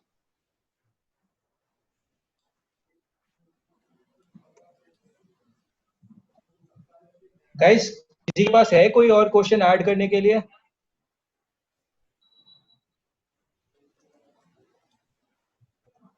यार if I remember SFM मैंने कवर कर लिया था, SFM का एक क्वेश्चन आया था स्पेसिफिकली। तो गाइस इज देयर एनीवन जिसको कोई क्वेश्चन पूछना है वो अपने आप को म्यूट अनम्यूट करके पूछ सकता है। Sorry, actually my connection is yes, Ayush please. Hello, is I'm audible? Hi Ayush. Yes Hello, Ayush, everyone. you are. Yeah, so currently I am basically pursuing my industrial training from SDFC Bank Delhi, but due to अच्छा some eligibility criteria, I am not eligible to giving my upcoming provisional attempt November 20. So, but I अच्छा prepared for Group 1. Now, so I will have to attempt May 21 only because of as I am not eligible for November 20. So, can I now go for second group as well? Means both group. भाई Can I बनता prepare? है एकदम There are एकदम so many spare 100%। time. Ayush Ayush 100% दोनों group without a doubt. Okay. मतलब दोनों group पढ़ना है और पास होना है, और एक ग्रुप पढ़ा हुआ है, एक ग्रुप पढ़ना है और एक So ग्रुप रिवाइज करना somewhere I was है। yeah. So बोलो somewhere I बोलो। was scared that maybe there is a chances that in the preparing of the second group that I will like कहीं first group ना भूल जाऊं, तो उसके लिए कैसे, मतलब उसको साइड बाय ना साइड कैसे लेके ना चलें? भाई पागल है क्या? देख ग्रुप 1 ग्रुप 2 स्टार्ट कर रहे हैं, ग्रुप 2 के ट्यूशंस तो हुए हुए हैं ना, एक चीज बता खाली मेरे को। हेलो ग्रुप 2 के हेलो ट्यूशंस हुए हुए हैं आपके? हेलो आयुष आवाज आ रही है? दिशा कैन यू हियर हिम? मेरे को आशीष आपकी आवाज आ रही है, बट आयुष की अब आवाज नहीं आ रही है, पहले आ रही थी। आई थिंक आयुष का नेट इशू चल रहा था ना यार। मैं एक काम करता हूं आयुष, मैं आपको चैट बॉक्स पे लिख के दे देता हूँ, ठीक है?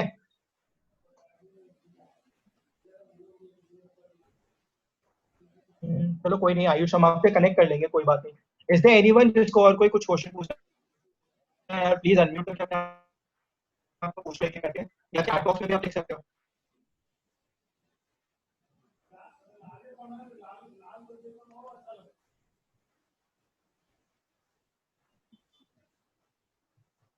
गाइस इज देयर एनीवन, किसी को पूछना है कुछ?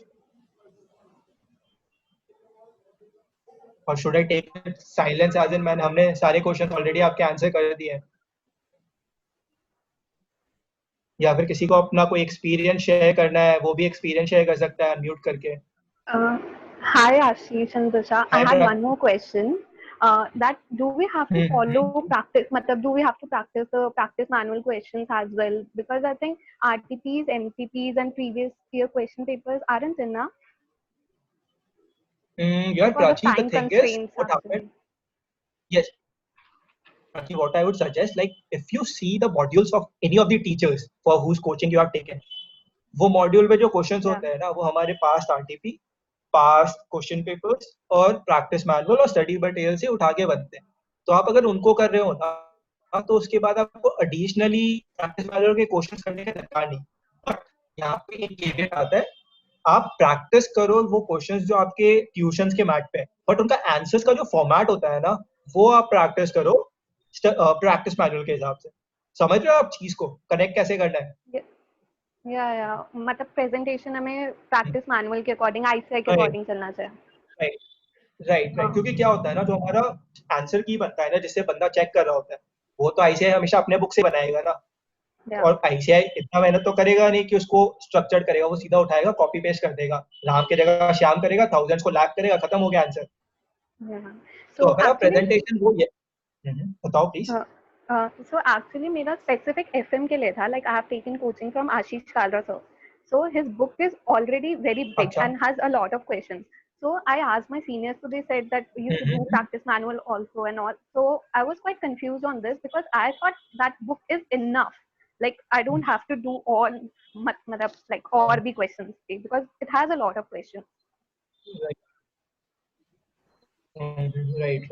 I think Prachi, I don't think like मैंने ना संजय सराफ से लिया था. So what I remember, like I used to follow his book, coupled up with RTPs and mock test के questions जो आते थे ना वो, उसको छोड़ के मैंने कुछ किया नहीं आज तक. मतलब मैंने प्रैक्टिस वाले क्वेश्चंस नहीं किए थे क्योंकि क्या होता था, I will just specifically give this question for Sanjay Saraf sir. क्या होता है उनका थोड़ा पढ़ाने का टेक्निक ना ICI से थोड़ा सा अलग है. अल्टीमेट आंसर सेम आता था बट थोड़ा सा पढ़ाने का टेक्निक अलग था. तो मैंने खाली प्रेजेंटेशन लेवल पे आईसीआई का बुक रेफर किया था बट एडिशनल क्वेश्चंस के लिए मैं प्रैक्टिस मैनुअल कभी रेफर नहीं करता. मतलब आई डोंट थिंक कि टीचर्स के बुक में कमी होती है बट या you should always follow RTP, mock test paper. I think these are very too important things that you should follow क्योंकि इसमें क्या होता है कोई नया क्वेश्चन आया ना तो उस पे ऐड ऑन होके दिख जाता है. Okay, thank you. And one more thing that I wanted to ask कि हमें industrial training के लिए like is it मतलब necessary कि we do articleship from big four or small firm? Like industrial training में भी कुछ criteria होता है कि किन को prefer किया जाता है? नहीं. इंडस्ट्रियल ट्रेनिंग में कोई क्राइटेरिया नहीं होता है. आप थर्ड ईयर ऑफ आर्टिकलशिप में अपना इंडस्ट्रियल ट्रेनिंग कर सकते हो. It's all interview based game. आपका इंटरव्यू कैसा जा रहा है, कितना अच्छा जा रहा है, उस पर डिपेंड करता है पूरा. Okay. जरूरी नहीं आपने कहाँ से आर्टिकलशिप की है उसके लिए. Okay. And depends Prachi, depends क्या होता है, डिपेंड्स ऑन द फैक्ट कि आपको अपना 6 महीने डिफर करने का मन है या नहीं.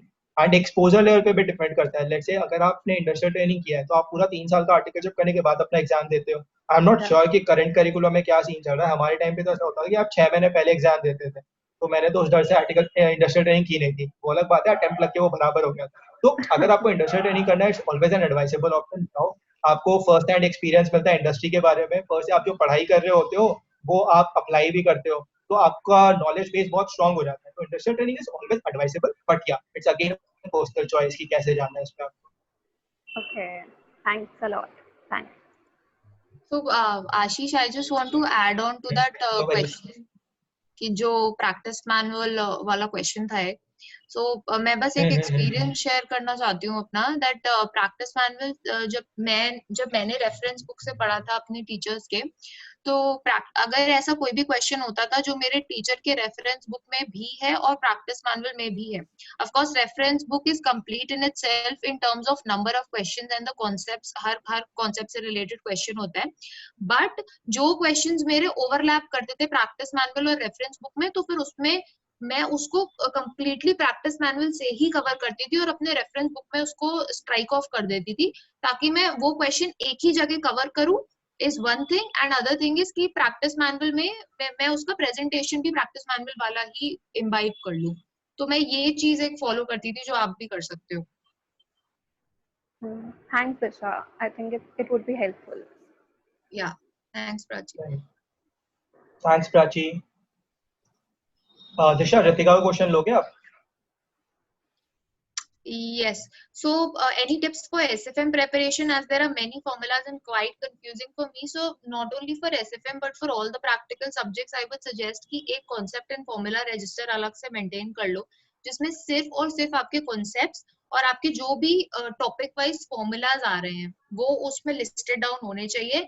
जब भी मैं अपना कोई भी चैप्टर रिवाइज करना स्टार्ट करती हूँ, मेरा स्टेप 1 इज कि मैं उस कॉन्सेप्ट एंड फॉर्मूला रजिस्टर को उठा करके पूरा एक बार पढ़ लूँ. जब मैं उसको नेक्स्ट टाइम रिवाइज कर रही हूँ या मैं जब एक एक क्वेश्चन सॉल्व कर रही हूँ हर एक कॉन्सेप्ट का, तो पहले मैं कॉन्सेप्ट एंड फॉर्मूला रजिस्टर से वो कॉन्सेप्ट पढ़ूँ, वो फॉर्मूला पढ़ूँ और फिर मैं उसको सॉल्व करूँ. तो बेसिकली हमने एक अलग से एक गीता काइंड ऑफ बना ली जिसको हम बार बार रेफर कर रहे हैं. जब मैं 1 डे बिफोर एग्जाम प्रिपरेशन जब आप करते हो तब भी ये कॉन्सेप्ट एंड फॉर्मूला रजिस्टर आपको सबसे ज्यादा काम आती है क्योंकि अल्टीमेटली क्या इंपॉर्टेंट है एसएफएम में, आपके जो कॉन्सेप्ट है वो इम्पोर्टेंट है और जो फॉर्मूलाज है वो इम्पोर्टेंट है कि आपको फॉर्मुलेज याद होने चाहिए और कॉन्सेप्ट क्लियर होने चाहिए. तो जब आप एग्जाम के एक दिन पहले प्रिपेयर कर रहे हो तो आप पिछला एग्जाम देख करके आए, अकाउंट्स का एग्जाम दे के आए, अपने कॉन्सेप्ट एंड फॉर्मूला रजिस्टर उठा करके पूरा एक बार पलट के पढ़ लिया 2 से 3 घंटे लगा करके या 3-4 घंटे लगा करके. नेक्स्ट डे आपने एक चैप्टर उठाया, पहले कॉन्सेप्ट एंड फॉर्मूला रजिस्टर से उस चैप्टर के कॉन्सेप्ट्स और फॉर्मूलाज पढ़े और फिर उसके क्वेश्चन सॉल्व करे. थर्ड डे एज इन की जब आपका जिस दिन पर एग्जाम है तो कॉन्सेप्ट एंड फॉर्मूला रजिस्टर में आपने जो कॉन्सेप्ट्स या फॉर्मुलेस मार्क कर रखे हैं कि आप उसमें कंफ्यूज होते हो या वो आपका वीक पार्ट है, आप सिर्फ वही वाले उठाओ और उनको जिस दिन एग्जाम है बस वही वाले उठा के जो मार्क्ड है वो एक बार पलट पलट के पढ़ लो। सो आपने एक तरीके से कॉन्सेप्ट्स और फॉर्मूलाज को एग्जाम के पहले 3 बार उसको पढ़ लिया, तो आपको वो चीज एकदम प्रॉपरली बैठ गई, तो कोई कंफ्यूजन का फिर चांस ही नहीं बनता। सो this is something I would suggest for SFM. Yes Ashish. I think even that is something I would suggest for on similar lines. I think एक हर्षिता का last question आया हुआ है, how to study EIS SM. यार I'm really sorry but I won't be able to address this your question क्योंकि मेरे time पे open book हुआ नहीं करता था। बट या व्हाट आई हैव हर्ड, मैं थोड़ा सा बोल सकता हूँ आपको कि यार ओपन बुक ना बहुत कंफ्यूजिंग होता है। आप बुक तो पढ़ लो लेकिन आपको ओपन बुक तो मिलता है लेकिन क्वेश्चन सब बहुत ट्रिकी आते हैं। तो one thing that I will add कि यार थोड़ा सा कंसेप्चुअल क्लैरिटी लेके जाओ ताकि जो ऊपर नीचे वाले दाएं बाएं वाले जो क्वेश्चन आए ना उसमें आपको कोई दिक्कत ना हो। Conceptual clarity is a must. यार ऐसा मत सोचना कि ओपन बुक है ठीक है बुक खोल के लिख लेंगे, नहीं हो पाता है क्योंकि क्वेश्चंस बहुत ट्रिकी आते हैं। That is what I have heard from people. अब पता नहीं यार, I am really sorry Harshita, I can't help you with a concrete answer on that, but yeah, this would be a general advice कि आप थोड़ा सा उसमें conceptual clarity रखें। Okay, guys, I think we will call it a day for us. Like, Tuman, do you want to add on something? I like, is there any question or something like that? I think we can call it a day now. Yeah, Ashish, I think it's pretty much done till now. There's no more questions. Guys, do you have any feedback or something to add on? You, feel free to add on in the comment section. And Ashish, I want to add something. There was a question on MBB, McKinsey, Bain, and BCG. Right. That whether What was the question? that whether नहीं CAs यार, CAs को get into MBB or मिलता है। not. I think, see, I will give you a good answer for this. If I talk about Bain and McKinsey, they don't have a campus placement program for chartered accountancy. वहाँ पे आपको अगर मिलता है तो जुगाड़ से मिलता है, ठीक है। If I talk about BCG का अपना CA के लिए अपना कैंपस प्लेसमेंट प्रोग्राम होता है जो इस साल नवंबर में होगा। इस साल का अभी हुआ नहीं है, नवंबर में होगा। उसमें वो लोग 2 क्राइटेरिया और CAs के एप्लीकेशन लेते हैं। सबसे पहला जो रैंक होल्डर्स हैं और फर्स्ट अटेम्प्ट वाले हैं, और दूसरा ऐसे जो एक्सपीरियंस हैं और जिनका बैकग्राउंड बहुत अच्छा है।